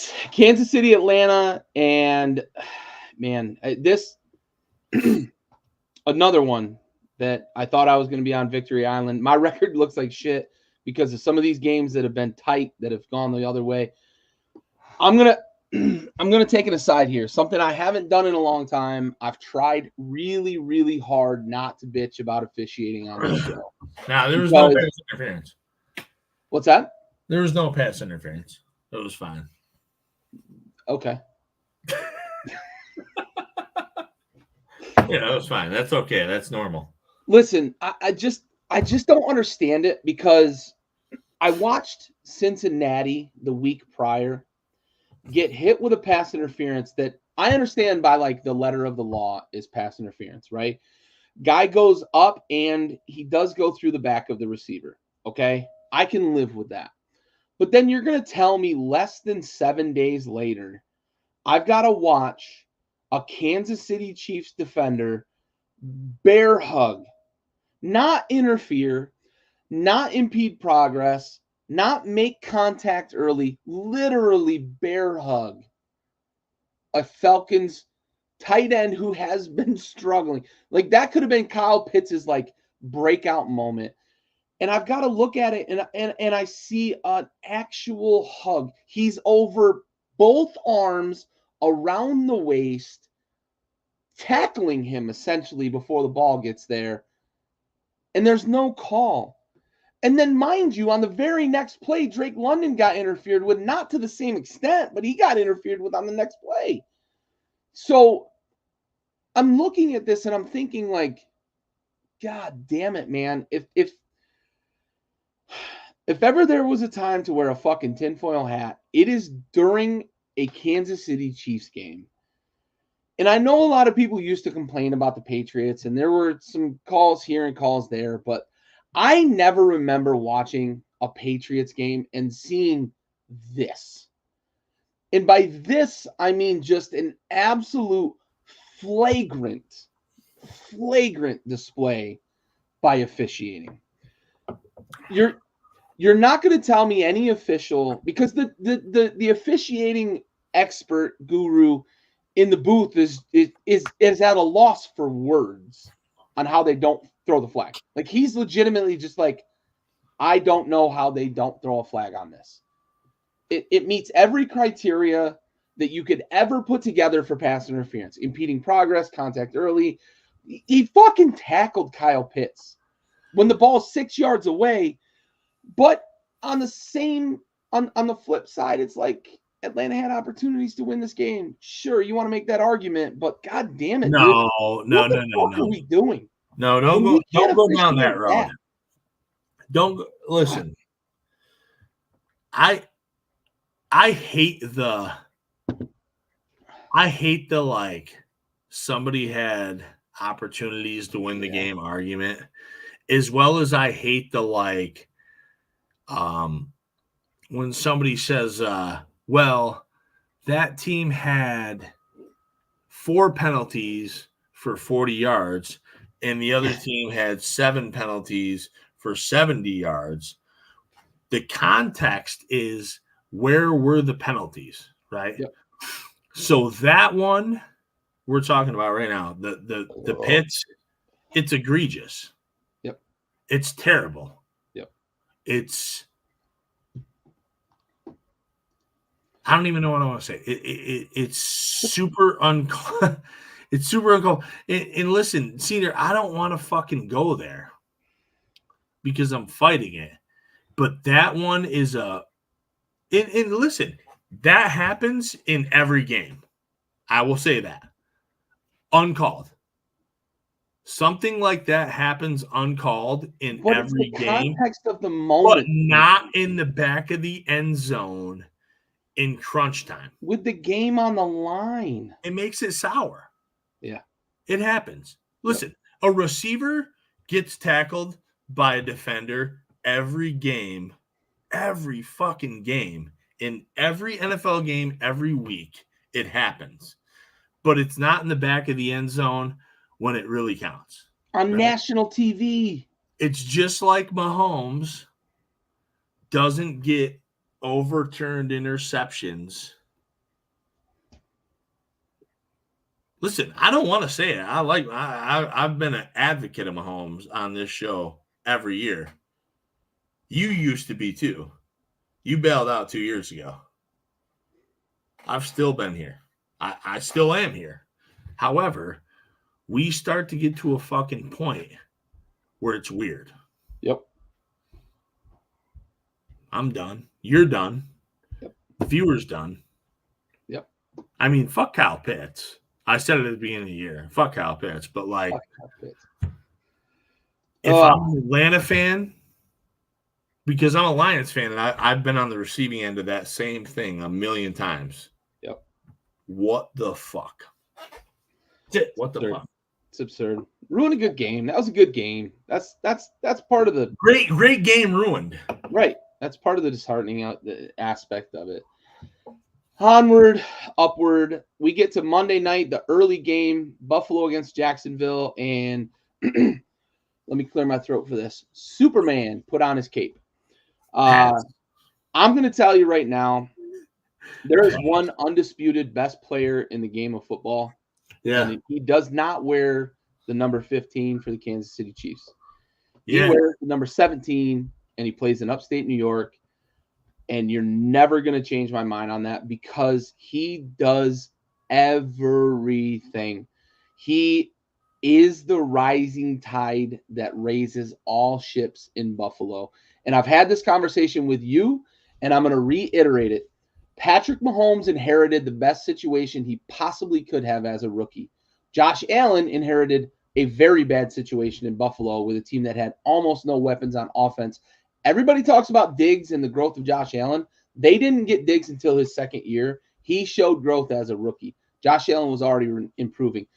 Patrick Mahomes inherited a 1,000-yard receiver, a 1,000-yard tight end, and a 1,000-yard rusher. And he followed a quarterback who was considered a game manager, but was the highest rated quarterback on downfield throws in football the year before Mahomes got there. Don't say game manager. That's what they've called Alex Smith. I don't. What a game manager is a It's winner. not a term I use. It's a term that was used. I hate game manager. I agree with you, but it was a term that was used. A game manager is a guy who wins games. Right. Exactly. So I say all that to lay the foundation. I say all that to lay the foundation of we are about to witness the rise of Josh Allen to MVP, which he should have won last year. Lamar Jackson did not win MVP last year. The real MVP was Josh Allen. This year, Josh Allen's going to win MVP. This year, we're going to see how a quarterback can account for double-digit wins in the league. And I'm saying it right now after week 3, I am standing harder and faster on my Super Bowl pick this year. We are going to circle the wagons in upstate New York, and I am going to be going home in February to celebrate a Lombardi trophy with my father. This is the best team in football. I mean, man, I want to agree with I want to disagree with some of these things. Hold on. I knew you were going nuts. I can't sit here and like disagree with these things. Can I? Find one. Am I a cunt? No, I don't want to find anything. Now, I've been thinking about it. Like, it's been a couple weeks. Last night was pretty fucking clear. So I picked the Bills last year. I did. Yep. That was their window to me. The Chiefs were down. Go win the fucking division. And they didn't. And I was like, fucking McDermott. I stormed McDermott all year last year, right? Did I not? I even got you on board with me a little bit, Gary. We did. Eventually, and I'm still not off of that. I still don't love McDermott. However, James Cook is a monster. Freeze, Senior, that's not the right thing. Just tell me I'm an asshole. So yeah. I don't even want to say it yet. Josh Allen is the most talented player in the NFL. He is. I think, bar none. I don't know if I want to call him the best quarterback, though. He's the best player in the league. He's the best player in the league. I still think Mahomes is the best player in the league. Do you? Yes. Just because what I've seen. That's the only argument I would accept. I think Allen is the most talented player in the NFL. I do. Bar none. It's not even a thing. I used to think Peyton Manning was more talented than Tom Brady. And I agree. I thought Aaron Rodgers was more talented than Tom Brady. But Tom Brady, I thought, was a better player because of the results. However, I say this to say this. I picked the Bills to win 9 or 10 games this year. I don't remember what it was. You were wrong. I was wrong. Listen, I mean, I'm still on pat, though, because the games they've won, I had them winning. Sure. They haven't won a game yet that I didn't think they were going to lose. Sure. They still have that hard. I mean, we still realize, right? Didn't you pick Miami in week 1? Because Buffalo was in Miami? I might have picked Miami. Because Buffalo was in Miami. In Miami, yeah. Well, Miami's a fucking shit show. That was the one, though. That was the other one. Let me tell you what I'm still looking at, though. And again, it's not to hate Buffalo. I'm from Western New York. It's to be realistic. They're going to be at Baltimore, right, next week. That's tough. Are you confident in Baltimore winning that game? No. Right. Absolutely. I'm not absolutely confident, but I'm not confident. I wouldn't be confident in Buffalo winning either. Sure. But I'm not confident in either team. Things have changed. Things have changed. Listen, when I picked Baltimore before the season, I wasn't confident. I just gave them the edge, like the field goal edge, right? Sure. It's like the DraftKings edge. Home field. The Texans game has changed because they look like dog shit, right? However, they might be dangerous, but they got to go to Seattle. Good team, right? I'm gonna erase Miami, but they've got a stretch of Chiefs at home, Niners at home, at Rams, at Lions. It's a tough stretch. That's a bad stretch. It's the worst stretch in the end. The Bills might end up having like the worst schedule in the NFL. Well, yeah, no, they do need to avoid the stupid losses. But even if they do avoid the stupid losses, they have tough teams. You could get a stretch where you have KC, San Fran at home, right? Say you lose those 2 games. say you go to LA and you go to Detroit and you lose those 2 games, that's fucking 4 in a row real quick. I'm not saying they're gonna. Sure. Like if I had to shoot out of a barrel, I'd go 2-2. 2-2. That's fair. Right? That's fair, right? I don't know which ones, but 2-2. Listen, they're gonna win more than the 9 or 10 games that I picked them to win. They're probably gonna win 12. But like Miami sucks, dude. What the fuck is Miami doing? Yeah. Listen, I had him winning 13 because I thought Josh Allen he's a 10-win quarterback. There are I can't believe you had them winning fucking 13 with that schedule. That schedule's hard. That was my biggest thing. I said it in our preview. I know. No. I know you did.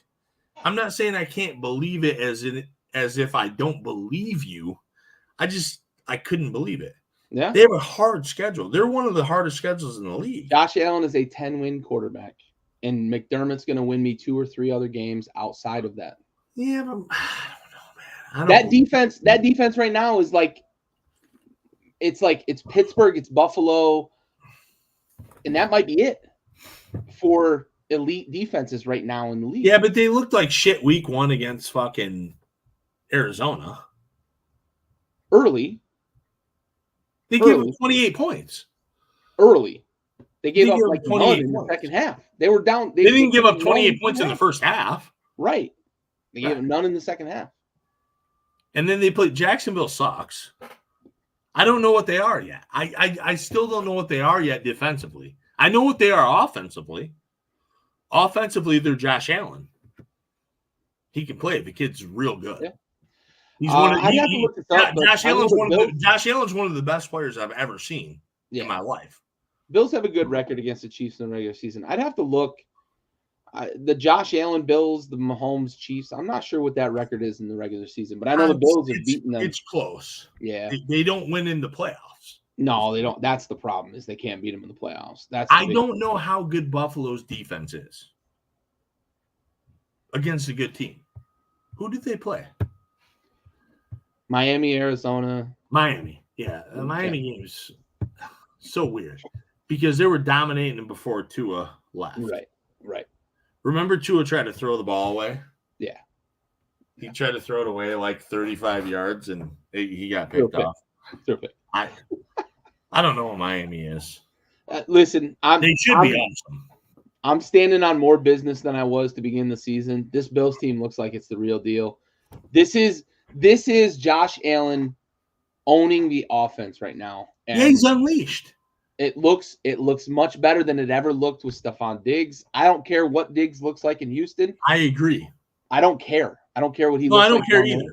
I agree with you. I look at what's going on right now in Buffalo, and I'm willing to eat that $35 million in dead cap because this is what this offense can look like.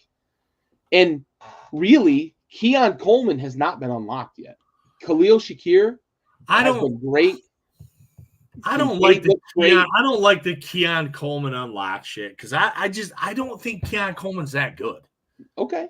He's okay. I'm big on Coleman. We talked about Shakir coming in. Awesome. He was their best receiver the second half of the season last year. And he continues to be. He's a running back. Stud. When he has the ball. Yeah. He's a stud. Look at that TD he had last night. That spin move at the goal line. Oh my God. I'm not saying Coleman's bad. No. I understand what you're saying. I think he's a guy that takes a couple of years to get in it. But Kincaid's awesome. Kincaid should be the best. James Cook is unbelievable too. On the team. James Cook is unbelievable. And James Cook has taken a step nobody thought. Listen, he's Dalvin Cook all of a sudden. Yeah, he might be better. No, stop that shit. Are you fucking kidding me? He's more efficient. He's not better than his fucking brother. He's more efficient in the run game. He was the best running back in the NFL for like 3 years. Was he? Dalvin Cook? Are you being fuzzy? Are you not being fuzzy? Are you being cute right now? I'm not. You don't think Dalvin Cook was the best running back in the league for a couple of years? He was in the conversation. Come on, dude. He was way better than James Cook. He never averaged more than 4.3 yards a carry. Dude, stop. He was a volume guy. You think James Cook is better than Dalvin Cook? You think Dalvin Cook was better than Derrick Henry? No. Right. Right. Okay. I think James Cook is however, I think he was 5 or 6 spots better than his brother. Okay. There's no way. I think James Cook is awesome. Oh, no, I think he's great. I mean, it's not a slight against him. I think he's very good. Yeah. Dalvin Cook, though? Fuck, dude. That was great. That was great. Top 3, right? Top 3? He was in the conversation. Yep. Henry Cook, and it was like Kamara, or McCaffrey. He was McCaffrey, them guys. He was right there. Right there. Fuck Kamara. He was in the conversation. Fuck Kamara. James Cook's awesome. No, he's a great player. For sure. But it's all Josh Allen. Oh, yeah. Josh Allen is the rising tide. He is the rising tide, for sure. And then we close out the week with all of us taking an L that I'm very happy to take. Washington goes into Cincinnati in week 3 where Joe Burrow is undefeated in his career. We know the Bengals take off week 1. We know the Bengals take off week 2. But normally week 3 is where they start to turn this thing around. Look, yeah. Before you get to it, homie, I spent the entire offseason trying to figure out what I thought was the best path forward for Washington. And I thought it was Joe Alt, and I thought it was Sam Howell, and I thought it was get a cornerstone on the offensive line and a quarterback that can play. I still think Sam Howell can play in this league. But I'm here tonight after week 3 on Backyard Blitz to admit that I was wrong about Sam Howell and Joe Alt as a combo because Joe Alt is as advertised, right? And I'll take a small victory lap about the fact that Joe Alt is going to be a cornerstone offensive lineman in this league for a dozen years. But I have seen what I needed to see from Jaden Daniels. I think we got our dude, man. I think we got our dude. And I don't know this feeling. I'm not comfortable with this feeling because even during the supernova season that was 2012 with Robert Griffin, I was still like, dude, this guy can't protect himself. This guy can't make certain throws. He can't make certain reads. Jaden Daniels can do it, man. Jaden Daniels is in charge. He's in control of the huddle. He's in control of the offense. He's coachable. I will evidence the slide that he made this weekend as a coachable moment because Dan Quinn has talked profusely about protect yourself, young man, protect yourself. He is a guy who I think he's a lot like Lamar Jackson in that he avoids big hits because he's kind of elusive. He's a bit more dynamic. RG3, who was kind of the last, like, this is our guy, he was very much straight line guy. Jaden Daniels is very much change of direction, protect yourself. But the biggest thing that I can say about Jaden Daniels is that dude is not fucking afraid of the moment. Not afraid of the moment. He is just letting it loose. That throw he made to Terry to seal that game, I don't know if people really appreciate what went into that throw. It's cover 0. He knows the blitz is coming. And Terry talked about this after the game. He was on SVP. And I'm going to wax a bit. I apologize. I'm going to dominate airtime right now. Listen, hold on. Before you explain it thoroughly, it was really good defense too. Really was. So Terry explained this after the game, and I saw it in the moment, like, shit. Like, I thought it was going to be an incomplete pass. But it was cover 0, and the DB on Terry actually drops back into soft coverage. Terry gives a double move to get him off that and get by him. Jaden holds it for an extra pause takes a big shot and delivers just an absolute fucking dime. There's like a window of probably this, right? Like that's the window that he had to throw it in, and he threw it in that window because the defenders draped on Terry. Terry is one of the best contested ball catchers in the NFL. But man, one of the contested, not used ball catchers in the NFL. Yeah, for sure. One of the best. We've grown comfortable with him not being used. Yeah, for sure. But that throw tells me everything I need to know about who Jaden Daniels is and who Terry McLaurin is in terms of understanding who he's got at quarterback. The chemistry of knowing I'm going to make a little bit of a double move and then I'm gone, and Jaden holding it for an extra beat. But it was the decision makings on fourth down. We went for fourth down 3 times and we're successful all 3 times. That's a Dan Campbell, baby. This is a Dan Campbell. 2 weeks in a row, we haven't punted the ball. I don't know what to do with this offense. Don't punt. I don't right. Tressway's a Pro Bowl punter. He's going to sit on the sideline like Pat McAfee used to with Peyton Manning. I hate this feeling because as a Washington fan over the last 30 years, the other shoe has always dropped. But goddamn, dude, you and I talked about this last year. You asked me point blank. You put me on the spot. If I had to pick a quarterback, who was it going to be? I said it was Jaden Daniels. We got Jaden Daniels. You did. And, dude, he can play, man. I got a little emotional this weekend. I watching that game. I got a little emotional because, like, I've got local broadcast and shit. I've got Doug Williams. I got Joe Theismann, and like they're all talking about like this dude is the dude. It's like I don't know this feeling. I don't know this fucking feeling. I'm too excited.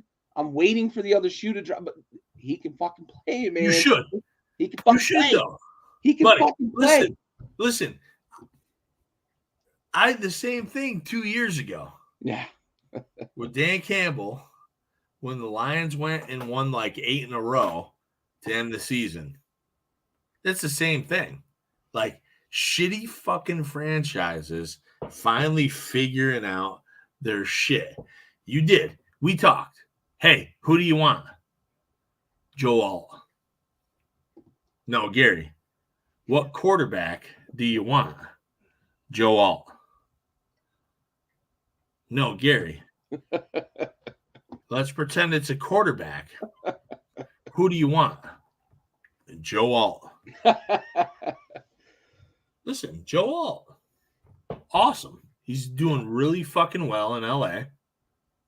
But listen, obviously, you knew you weren't getting fucking dickhead. Yeah. We're not going to talk about him. Just fuck him tonight. Right. So we knew Caleb was out of the discussion anyways. But you didn't want him anyhow. No. Drake May, McCarthy, Bo Nix, Penix. You didn't even love Jaden. You didn't. You weren't committed. You reluctantly wanted Jaden Daniels.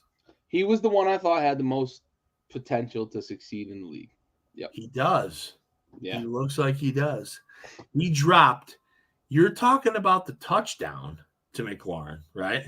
That 50 on the right side of the field. And I'm going to talk about the not touchdown on the left side of the field. That was filth. That was a better throw, I thought. I agree.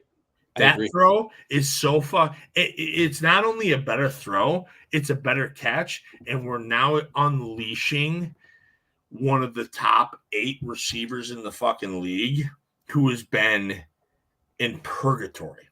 Yep. Terry McLaurin went from 5 years ago, right? When did he come in the league? 5 years ago? Yep. To being like, this is the guy. He's big. He's physical. He's fast. Oh, he sucks. Because he has no quarterback. He has Ron Rivera. They don't throw him the fucking football. Nope. Now, oh no. we're dropping balls here over my head in the bucket where they're supposed to be. I'll catch those. Yep. That not touchdown that he had earlier, that was what, like 3 yards short, 2 yards short. Yeah. Such a good catch, such a good throw. I was like, fuck, dude, Jaden McDaniels. It was between two defenders, too. Like, that's gross. It was just where it had to be. Yep. And McDaniels was like going, if I remember correctly, going left, not off his back foot necessarily, but stepped back and came forward and just launched the ball. I thought the touchdown was an easier throw. Sure, because you've got.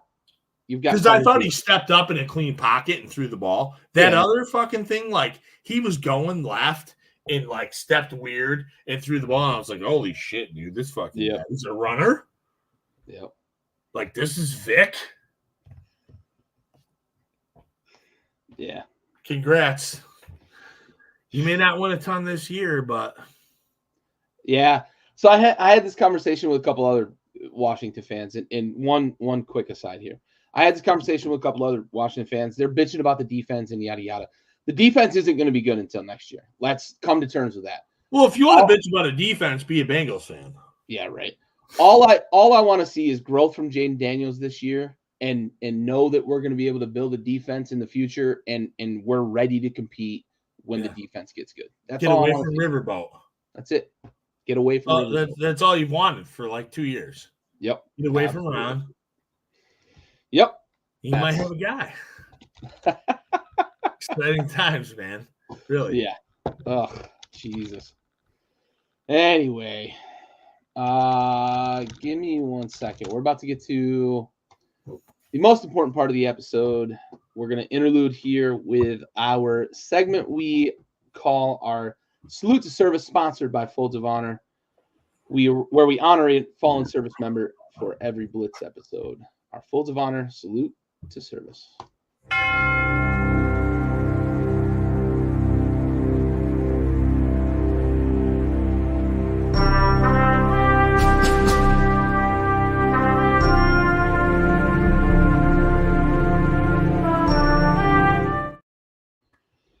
All right, this week's episode goes out to Specialist Ryan Riley, who died April 20th, 2019, serving during Operation Freedom Sentinel. Specialist Riley was from Richmond, Kentucky. He died in a non-combat related incident. He was assigned to 2nd Battalion, 32nd Field Artillery Regiment, 1st Brigade Combat Team, 101st Airborne Division out of Fort Campbell, Kentucky. Specialist Riley, we have the watch.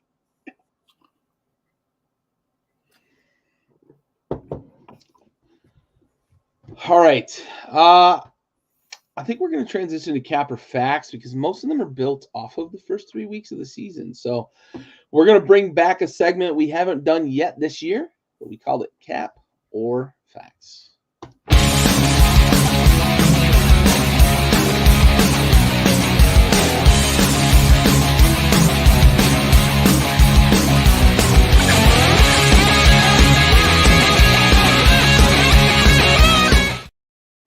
All right. So we will start with your Cap or Facts for the week. And I'm going to go your way first here with Joe Burrow needs to be held accountable for the Bengals' slow start. Now, the Bengals, historically, under Joe Burrow, have slow started.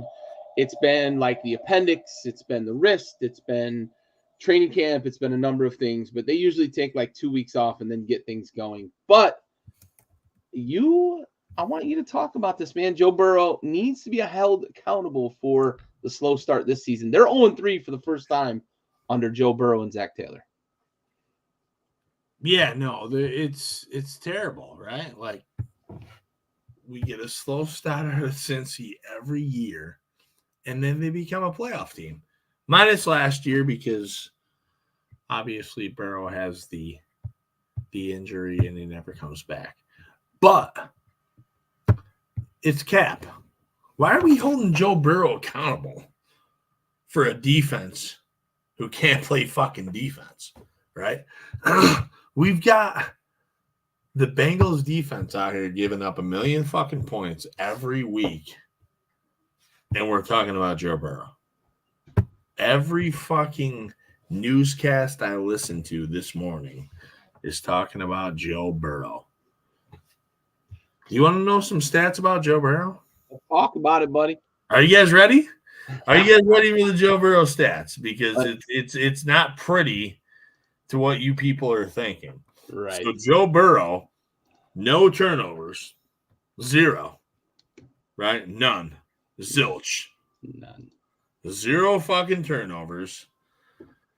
And he's got over fucking 300 yards, dude. 324 yards, 3 touchdowns, 0 turnovers. The defense gave that game up. Yep. Gary's a Washington fan. We're going to get into it. Well, he's not. He's not even going to disagree. It's not Joe Burrow's fault. As much as it always lies on the quarterback's fucking feet, it's Cap. Yeah, that's the big thing, right? You play the quarterback position. You get all the glory when you win. You accept all the blame when you lose. But on shows like this, we can talk about what the real problem is. And listen, I think there's a way that, like, if you wanted to kind of spin this in the direction of Joe Burrow and the offense, they're spending a lot of money on the offense, right? Too much. However, their salary cap numbers say very differently. They actually have about 38% of their cap invested in like 7 players on the defensive side of the ball. Really? That was a number I found very, very strange. Trey Hendrickson is getting paid. There's a couple other guys on that defense that are getting paid. Even after losing Bates and Reeder? Yep. No shit. Yep. I would have never thought that. Yeah. So that's a sneaky number that I don't know that everybody's aware of. They're spending a lot of money on that defense. And Lou Anarumo has gotten a lot of praise over the last 3 years with Joe Burrow and the way they've been able to give Mahomes problems and really compete in the AFC. They're not doing that this year.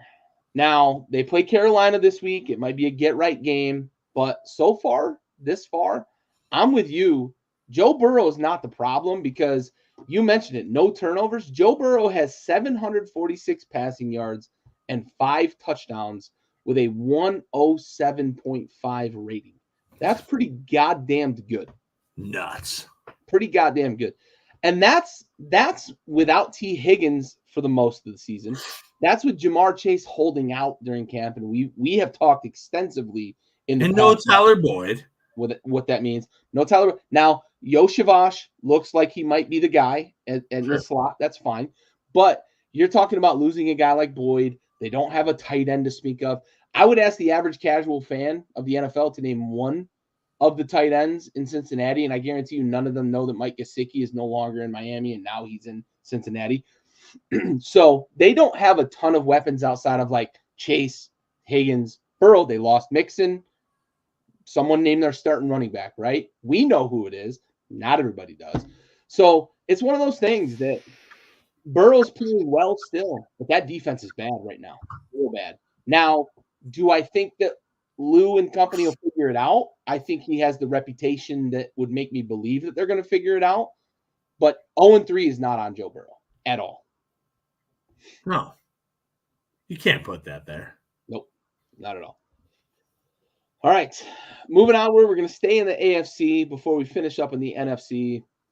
Travis Kelce. Cap or facts, buddy? Travis Kelce has passed the torch to Noah Gray. Now, this was Raul's idea, and he's not here to necessarily speak about it so much, but what are your thoughts on this, man? I don't know. I just because it's Noah Gray. I mean, Kelsey's going to eventually have to pass the torch. And, so to speak, it might not have to be to a tight end, right? I don't think we necessarily pass the torch from tight end to tight end all the time in the NFL. I don't know about Noah Gray. He's had a couple good games. I don't think he's the next up. I'm calling it Cap. Okay. I'm going facts on this in a bubble. I'm going in a bubble. So facts in a bubble? That's not facts. fair. I'm going facts based on the roster that they have right now. Now, you made a good point. I don't think Noah Gray is like the future at tight end for a championship contender like Kansas City. So that's my only caveat. But on this team right now, Noah Gray looks way more dangerous than Travis Kelce.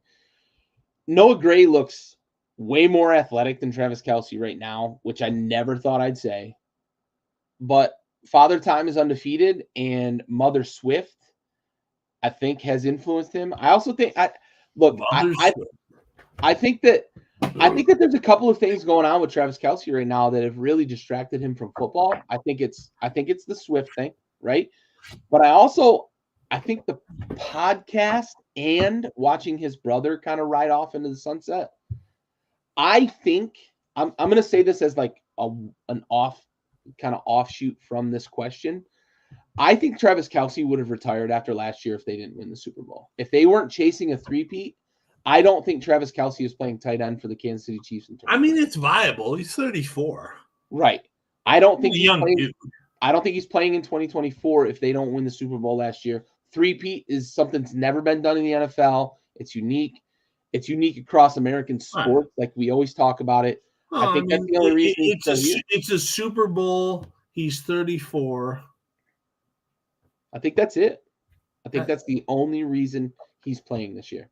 So I'm going to say facts on this based on the roster that Kansas City has right now. I think Noah Gray's the best tight end on that team right now. I'm saying Cap because it's Noah Gray. I don't disagree with you about it just being Noah Gray. His fucking parents don't even know who he is. All right. We've got a quick aside here. Stove wanted us to talk about this a little bit. We're not the biggest fans of Brett Favre recently. So Brett Favre recently decided to report his Parkinson's diagnosis. He's been in the news a lot. Cap facts. It's strategic. I'm opting out. Okay. That's fair. I don't listen. I'm a Lions fan. It's a lifelong Packer. So like the hate is real. And I do think that Favre is like a shitty person with his other things, right? Like the things that have come out in the past few years. But like I don't want to like speak on a dude's sickness. Sure. I don't. I'm with you that I don't want to talk about his sickness necessarily, but I am going to say if this were ever going to be facts coming from a human being, I think it would be Brett Favre, because I think he is just that bad of a person. And I hate that feeling because I used to love watching him play and the way he kind of freewheeled and loved the game of football. But man, he is he's a pretty bad human being. However, Brett Favre, if you're sick, shout out to Parkinson's fucked up, man. Yeah, for sure. That's why I don't want to do it. I don't want to fuck with somebody's health. That's fair. That's fair. Nothing for it. All right, onward and upward to more positive energy here. I saved this for last so that we could rebound from the negativity with Brett Favre. Cap or facts, buddy? I know this is near and dear to your heart, so I'm gonna speak first, and I'm gonna save you for last because you're a Lions fan. Cap or facts? The Vikings are the class of the NFC. I'm gonna say this in this very moment. The Vikings are the class of the NFC. This is facts because they are scoring points better than any team in the NFC. They are stopping opposing offenses better than any team in the NFC. And they have beaten the San Francisco 49ers on the road. And they just beat the Houston Texans. They beat the brakes off the Houston Texans. Now, I understand Houston hasn't looked great out the gate, but Houston was a darling before the season started. That's a good roster. That's an up-and-coming young quarterback. I look at the offense though, dude. They are spreading the ball around with a quarterback who looks like he's reviving his career. I talked a little bit about last week. If we had been this, a mailbag question was going to be, has Sam Darnold gone from bust to potentially MVP? But the Vikings look like they've got all three phases working right now. And right now, in this very moment, that's the best team in the NFC. So I'm going facts. The class of the NFC? In this moment, they are. What the fuck up, dude? The class of the NFC? Stop, dude. You don't believe that. I do. No, you don't. I do. There's no way you believe that they're the class of the NFC. The class? I do. Come on, Gary. I don't believe that you believe that. I don't. I don't believe that you believe that. All right, sure. Listen, I said earlier, I think there's a real chance they could win 11 games. They have a weak schedule. The class, though? No. Here's my thing. Nobody's afraid of them. If you're the class of a division, somebody's afraid of you. If you're the class of a conference, somebody's afraid of you. Nobody's afraid of Minnesota. Who's afraid of Minnesota? They just beat the defending conference champions. With nobody on the roster. Whoa. No. Debo played against Minnesota. Kittle played against partially. Debo played hurt. Kittle played hurt. Ayuk played with his dick because he's been playing with his dick. And McCaffrey's been out. And Brock Purdy's not that good. I'm saying Minnesota, and it's the first fucking 3 weeks. Nobody's afraid of Minnesota, is what I'm saying. That's what I'm saying. Like, nobody's scared of them. Like, people would have been afraid of Green Bay, right? With Jordan Love. Okay. Nobody's afraid of Green Bay without Jordan Love. People were afraid of Green Bay with Jordan Love. People are afraid of the Niners at full strength. People used to be afraid of Dallas. I don't know what's going on there. I don't know, dude. You know what? Was anybody ever afraid of Dallas? Listen, I'm making your case now. Right. As I'm going through, I'm making your case. But I'm still not afraid of Minnesota. Okay. Because they have nothing for me. Their defense is soggy. Okay. They have Sam Darnold. We watched this in Carolina 2 years ago. Sam Darnold came out, right, with a bang in Carolina. Remember that? Went nuts. No, he had like 7 touchdowns in 3 games. That's fine. It's fine now, too. Are they going to beat Green Bay twice? Are they going to beat Detroit twice? Are they going to compete with these top-tier teams? That's the question. Listen, I'm glad the class is crazy, Gary. I think if you said maybe they win the North, I still wouldn't be with you, but I could go like get on track. Okay, so hold on. So let me ask you this question then, right? Yeah. So is the NFC North the best division in the NFC? No. What's better? I don't know. Hold on.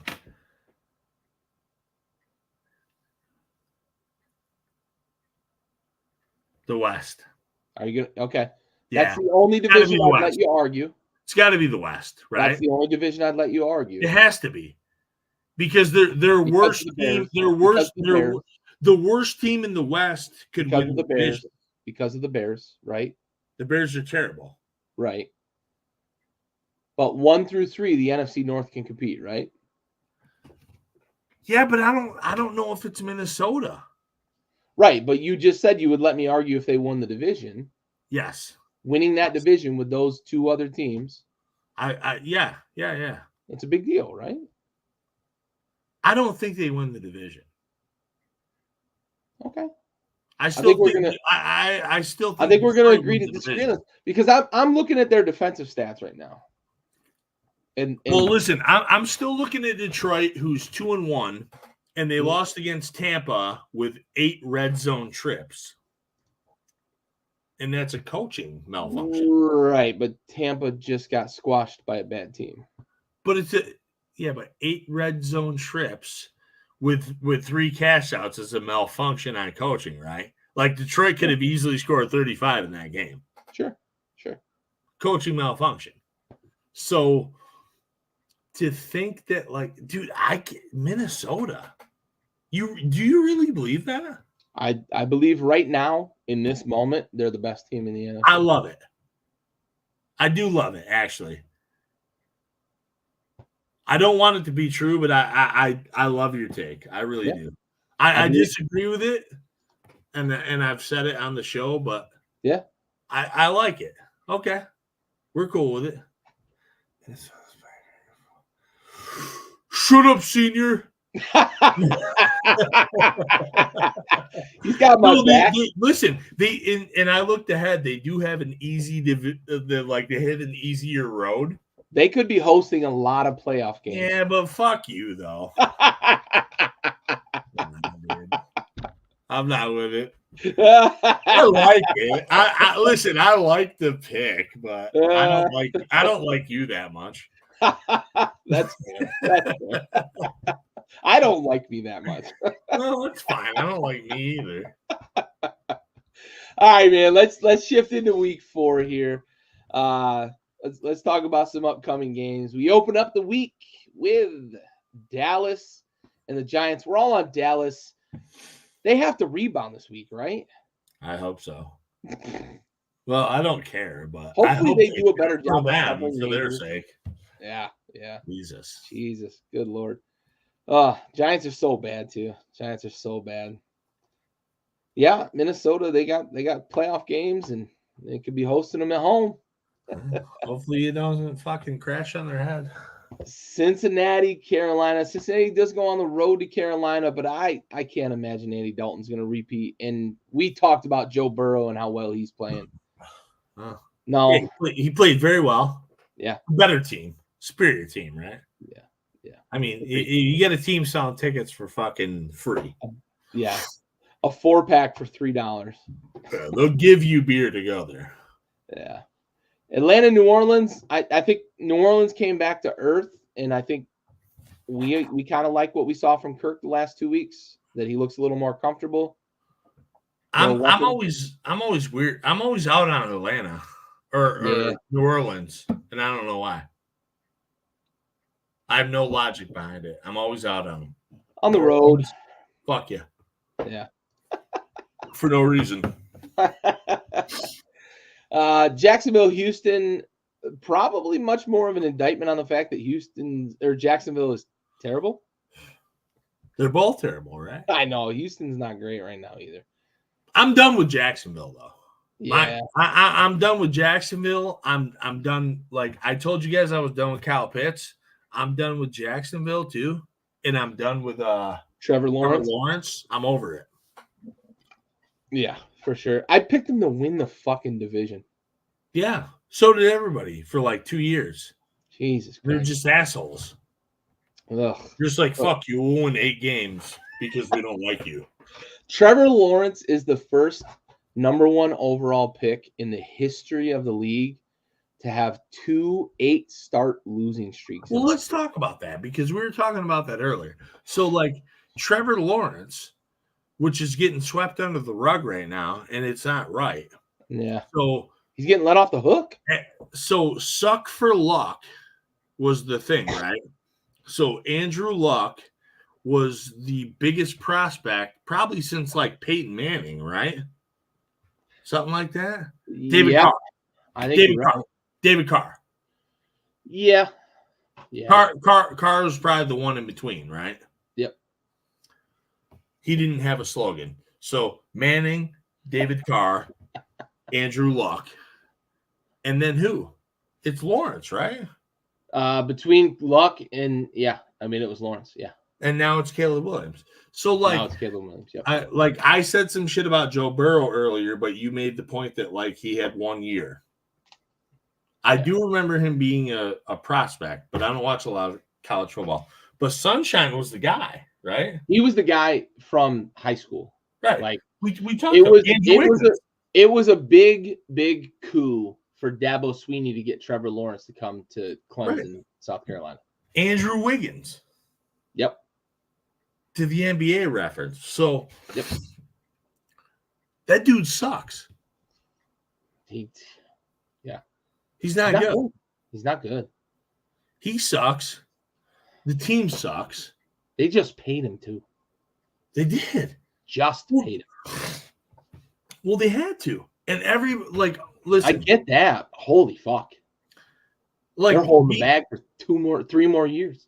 Being in Western New York, the Bleeding Hearts are like all over the coaching staff, right? Yeah. Like, oh, you gotta fucking no, dude. Shit's done, dude. Yeah. That team's bad. Coaching staff's bad. Quarterback's bad. They have a ton of weapons. Yeah. They have Kirk. They have Gabe Davis. They drafted what is probably maybe the 3rd to 5th best wide receiver in the draft, right? And Brian Thomas Jr. They have Evan Ingram hurt now. What are we doing? They have ETN running the ball. ETN running the ball. What? Like, how are you losing that many games? You're just losing in extraordinary fashion, too, every time. Yep. Who's to blame? Dougie P, Trevor Lawrence. It's Dougie P, bud. Doug Peterson sucks. Yeah. Hey, nobody in Western New York wants to admit that Doug Peterson sucks. But he sucks. He sucks. He's terrible. Yep. Oh. Hate me. All right. Jets, Broncos. Unless the Jets lay an egg like our boys did last week, Tampa, the Broncos ain't good. No. They shouldn't be. No. They're good enough to beat you, but the Jets should be good enough to not get beaten. Yeah. Broncos are a 5-win team this year. Probably shouldn't be. It probably should be a 3-win team. 3. Big game here though. Divisional game. Minnesota, Green Bay. You and I are on Green Bay. Raul is on the Minnesota train. I think this is going to be a little bit of a grind out NFC black and blue division that we used to see. Both teams want to be able to run the ball. Minnesota loves using Aaron Jones. I say all that to say we're probably going to see both Malik Willis and Sam Darnold light it up this weekend because I said that. But this is a game that are we? If I'm wrong about this, I get to gloat about the fact that I was right about our cap facts discussion, right? No, you're not. No, I mean, I think even if Minnesota wins this game, we're going to be able to be like, oh, no, Jordan Love, right? Yeah. I don't know. I don't think Minnesota's that good. They're okay. Green Bay's really, it's like vomit coming up. But Green Bay's done a good job of weathering the storm. Because they have. They've it's the flower, man. LaFleur's offense is it's foolproof, dude. Matt LaFleur could just come pluck one of us off this show and win. Listen, both these fucking dummies get the Lions twice. Yeah. We're going on you.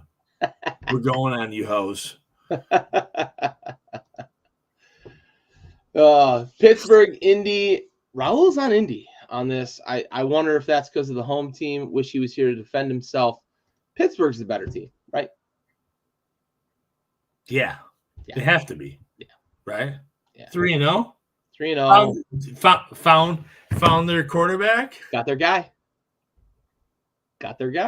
Question mark? I hope. Listen, if they go back to fucking Russell Wilson, they fucking better. And I say go back in the sense that he was supposed to be the starter. But if they go back, on this with a younger, more talented, more intangible. Like the only thing that Fields can't do better than Wilson is throw a football. Right, he's a better player every other aspect, right? Yeah. Yeah. I mean, listen, you can probably throw a football better than Fields.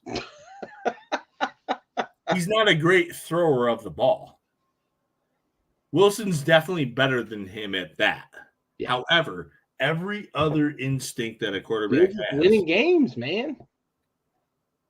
And they got a good defense. We saw this last year, though.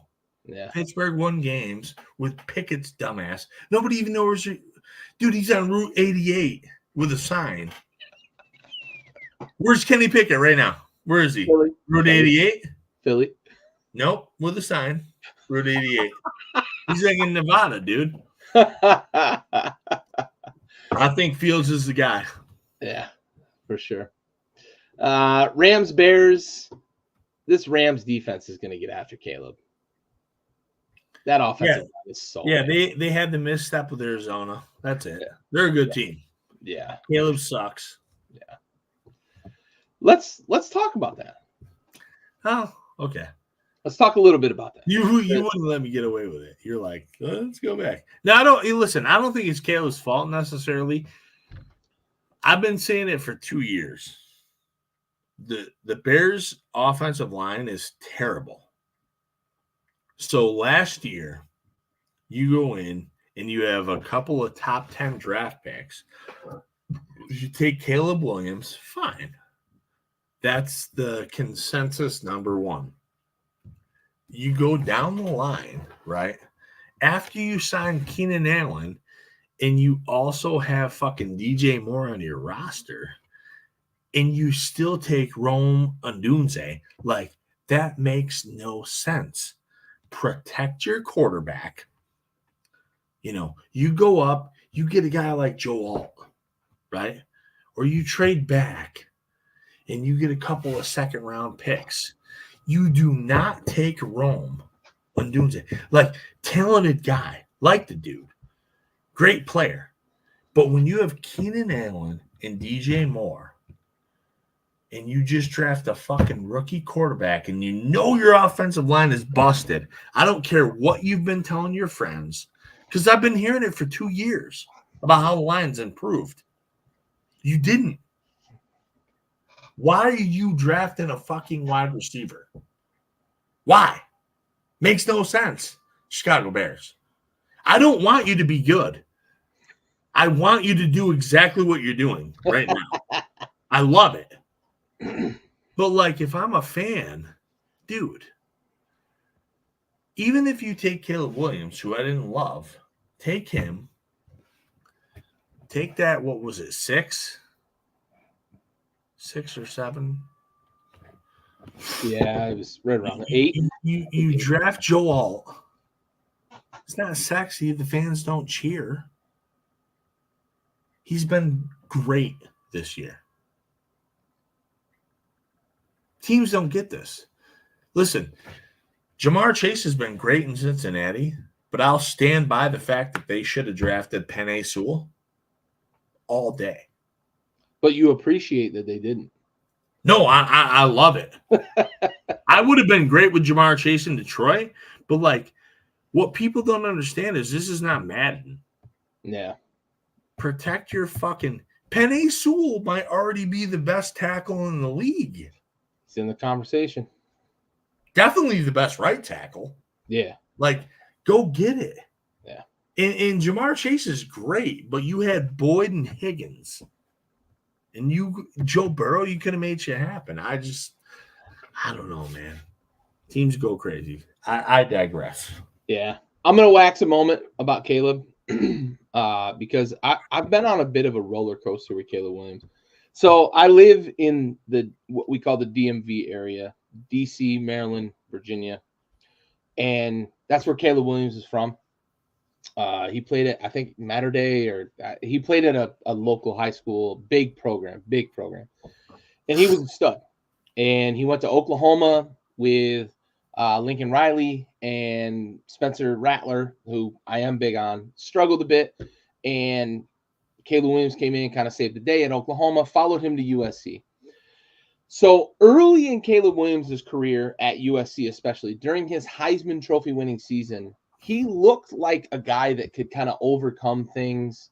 He had Jordan Addison, had some guys around him, but he was a guy who could make plays, right? But he also, the next year, was the same guy and never changed his game. And they lost games because of him at USC. They also lost games because of their defense. And I was constantly saying, like, this guy looks like he's pretty uncoachable, right? Like, he looks like a guy who just can't stop himself from trying to just be the hero all the time. And I held that through the draft process. The Bears draft Caleb Williams, and I'm still standing by it. I just think he's just not very coachable, right? Well, preseason comes along, and Caleb Williams looked pretty good in the preseason, but very vanilla offense, very vanilla defense. The best athletes are probably going to shine. And I let myself a little bit kind of believe, right? I let my guard down a little bit with Caleb Williams, and I thought, maybe this guy fits the bill, right? But we are 3 weeks into the regular season when defenses are no longer playing with training wheels and very vanilla concepts. God, he looks like the guy that he looked like his second year at USC. He can't help himself from holding the ball. He can't help himself from trying to make the hero play.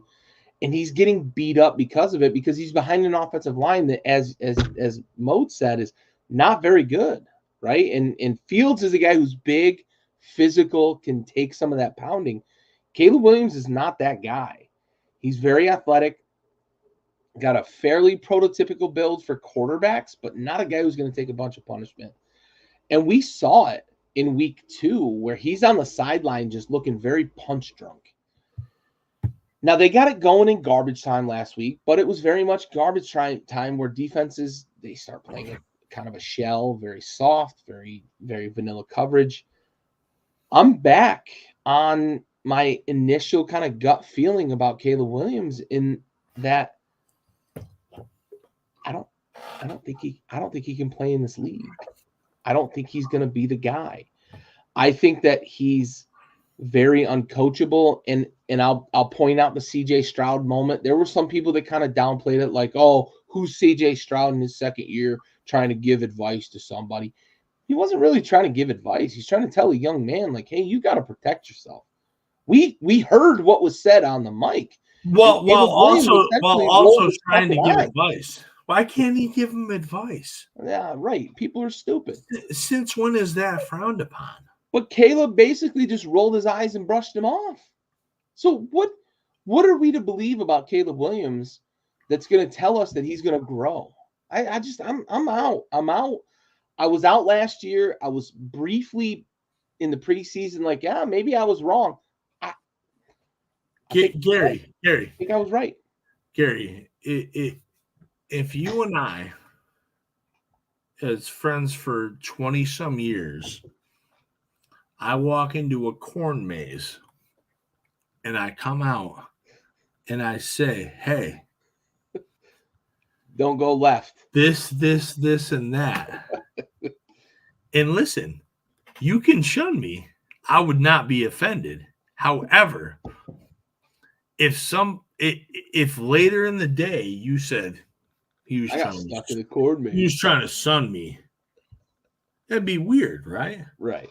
Why did Caleb Williams take it as a weird, or did the media blow it up? Oh, we got it on the mic. Right. How the fuck are you that guy? You're uncoachable. Bro, you are not. We talked about this moving into the season. Uncoachable. That's the word you used a ton of times. Yep. Uncoachable. Yep. He wanted fucking nothing to do with the prospect or the process of being drafted. Yep. He didn't want to talk to people. Like, it's weird. He wanted a stake in the franchise. Like, bro, Jordan did that in the fucking 80s. Yeah. When nothing was... You don't understand what that means now. Yep. Like, a stake in the fucking franchise now is in the billions. Yep. When Jordan wanted a stake in the franchise, or it wasn't even Jordan, it was Magic, actually. Magic wanted a stake in the franchise first. It was like less than $100,000. Like $1.50. Well, it was like $80,000. Yeah. Or something weird. Yeah. Just like, dude, your lane is over here. Yeah. Go. That's it. Yeah. So last quick aside for me. I talk to my daughters a lot about that, right? Coachability is... Even they know. Right. Coachability is a big deal, right? I've coached at a lot of levels. Little league up to high school level. I hear you. I've played at the collegiate level. Coachability is a big deal.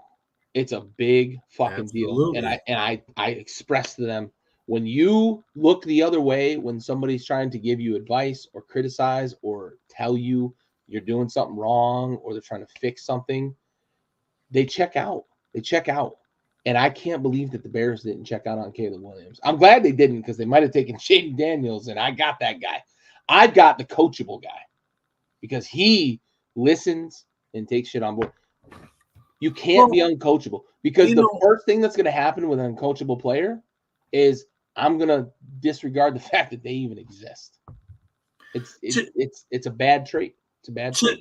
To that point, though, like, if I'm a top-notch organization, I have an easier time doing that. Sure. Right? When you're the bottom of the barrel like the Bears. And even if I'm in a lower organization, if I'm a smart dude, right, I'm your GM or your president, I have an easier time looking away. The Bears, dude, I'll never get over the fact. Everybody talks about this, okay? I hear it all the time.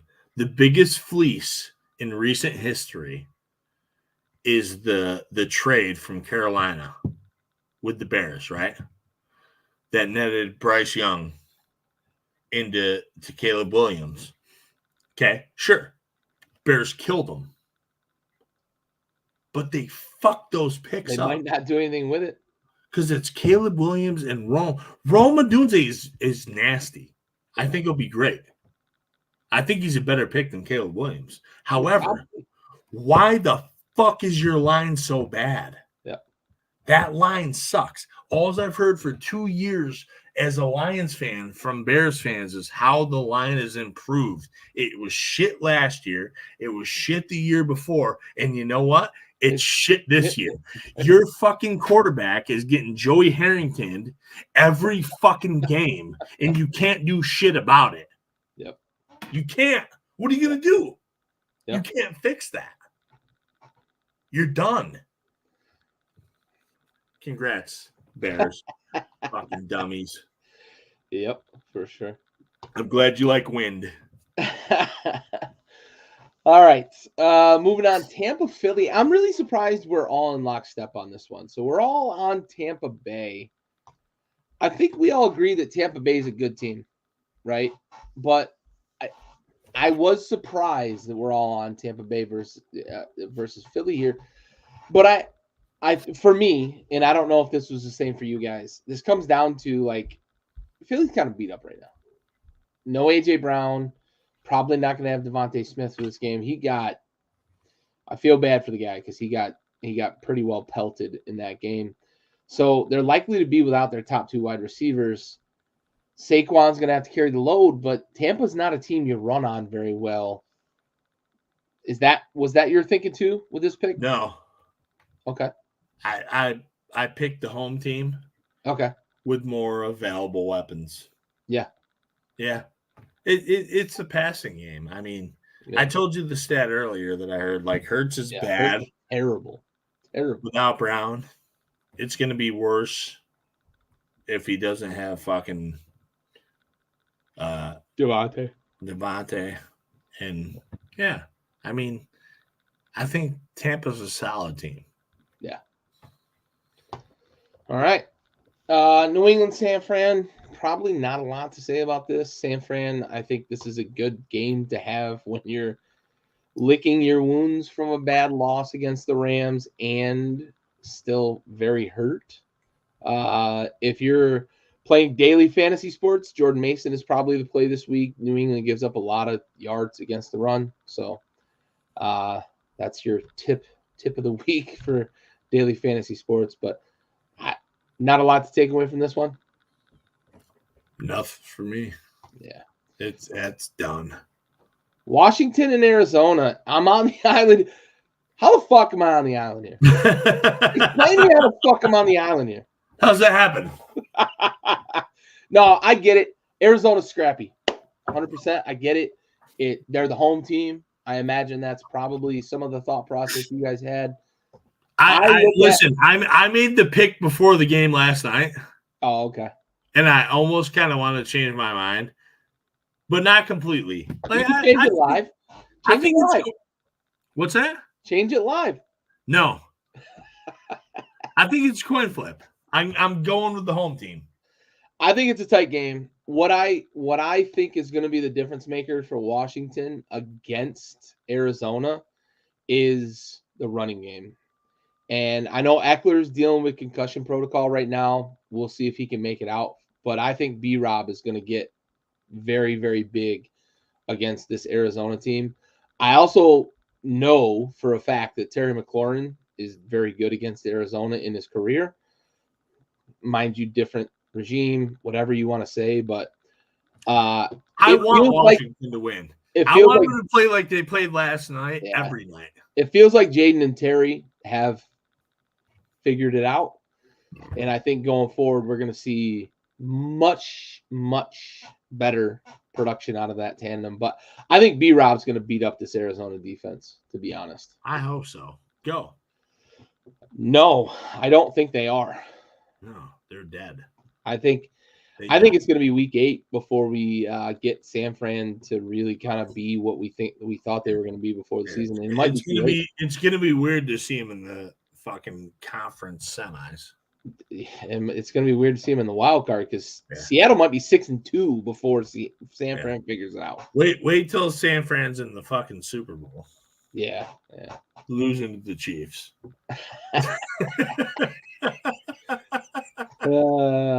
Fuck. Chiefs, Chargers. I'm on an island in this one, and I kind of figured I would be. Should be. My biggest thing in this one is the run game. Why? You don't like the Chiefs. That's what it is. No. They're going to win the game. Chiefs are fine. I think the Chargers are going to run the ball well against the Chiefs. Chargers suck, dude. They're 2-1. I think they're terrible though. Yeah, but the Vikings are 3-0 too, and they suck. Come on, dude. I think they're going to run it at them, and I think the Chargers always play them tough. They play them tough. I think the spread is 9. That's a weird spread. That's a weird spread. I'm a liar. It's 8.5. It's 8-5. It really is. That's fine. The Chargers always play the Chiefs tough. They're going to run the ball. You're gone, dude. That shit is 8-5. Listen, everybody watching, I picked the Chiefs. All right. Oh, man. Browns, Raiders. You and I are on Cleveland. Raul's on the Raiders. We probably should be on the Raiders. I don't know why. Both these teams suck. I think it was a hard pick, right? Yeah. Isn't this one a weird one? The Raiders are -1 at home, which means they're going to lose by 2, right? Yeah. Isn't that the method? That is. Field goal at home. That's the method. That's the method. We hate the Chiefs for their news. I don't hate anyone except the Packers. Oh, man. Bills and Ravens. You're on the Ravens. Talk to me about why you're on the Ravens. They're at home. Yeah? You think it's that close? I do. Oh, I think it's more than that. Okay. Going in? Well, I don't know. What do we got here? What's the Vegas thing? Ooh, they don't like me. No. I think the Bills are doing good things. There. Great. Amazing. But I think Baltimore's still really good. So at home, I think if the game was flipped around, I'd go Bills if it was in Buffalo. Vegas thinks the same thing. It's 3. I don't know. I have no idea why I picked it. It's honestly, it's the home to away ratio. Listen, I'm all in. I'm all in. I think Buffalo's best team in football. I know. You picked them to win the Super Bowl. Yep. I'm all in. Better be. Yep. You have to be. You have no choice. Yeah. Lamar does give games away. I don't think so. He does. Yeah, but I don't think he will. Okay. I don't think he builds defense that good. Well, we're gonna find out. That's where I'm lost on them. The defense has to prove to me. I thought the defense the first week against Arizona, I thought the defense was shit.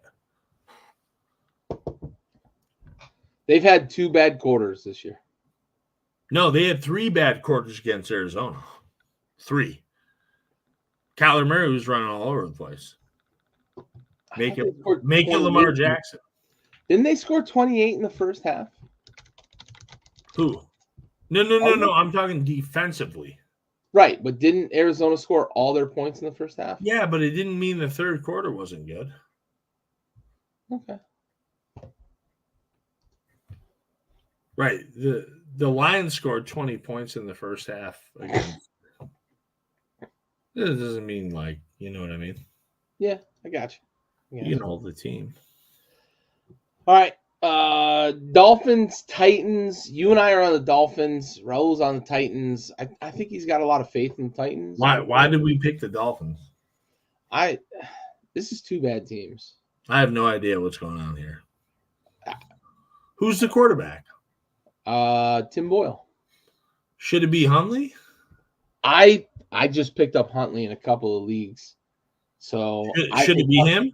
I think he's going to eventually. He's not going to this week, but Tim Boyle's terrible, dude. He was in Detroit.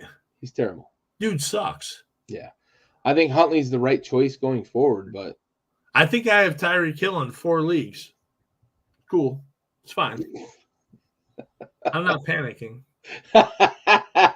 Fuck you guys. Yeah, you want him? Yeah.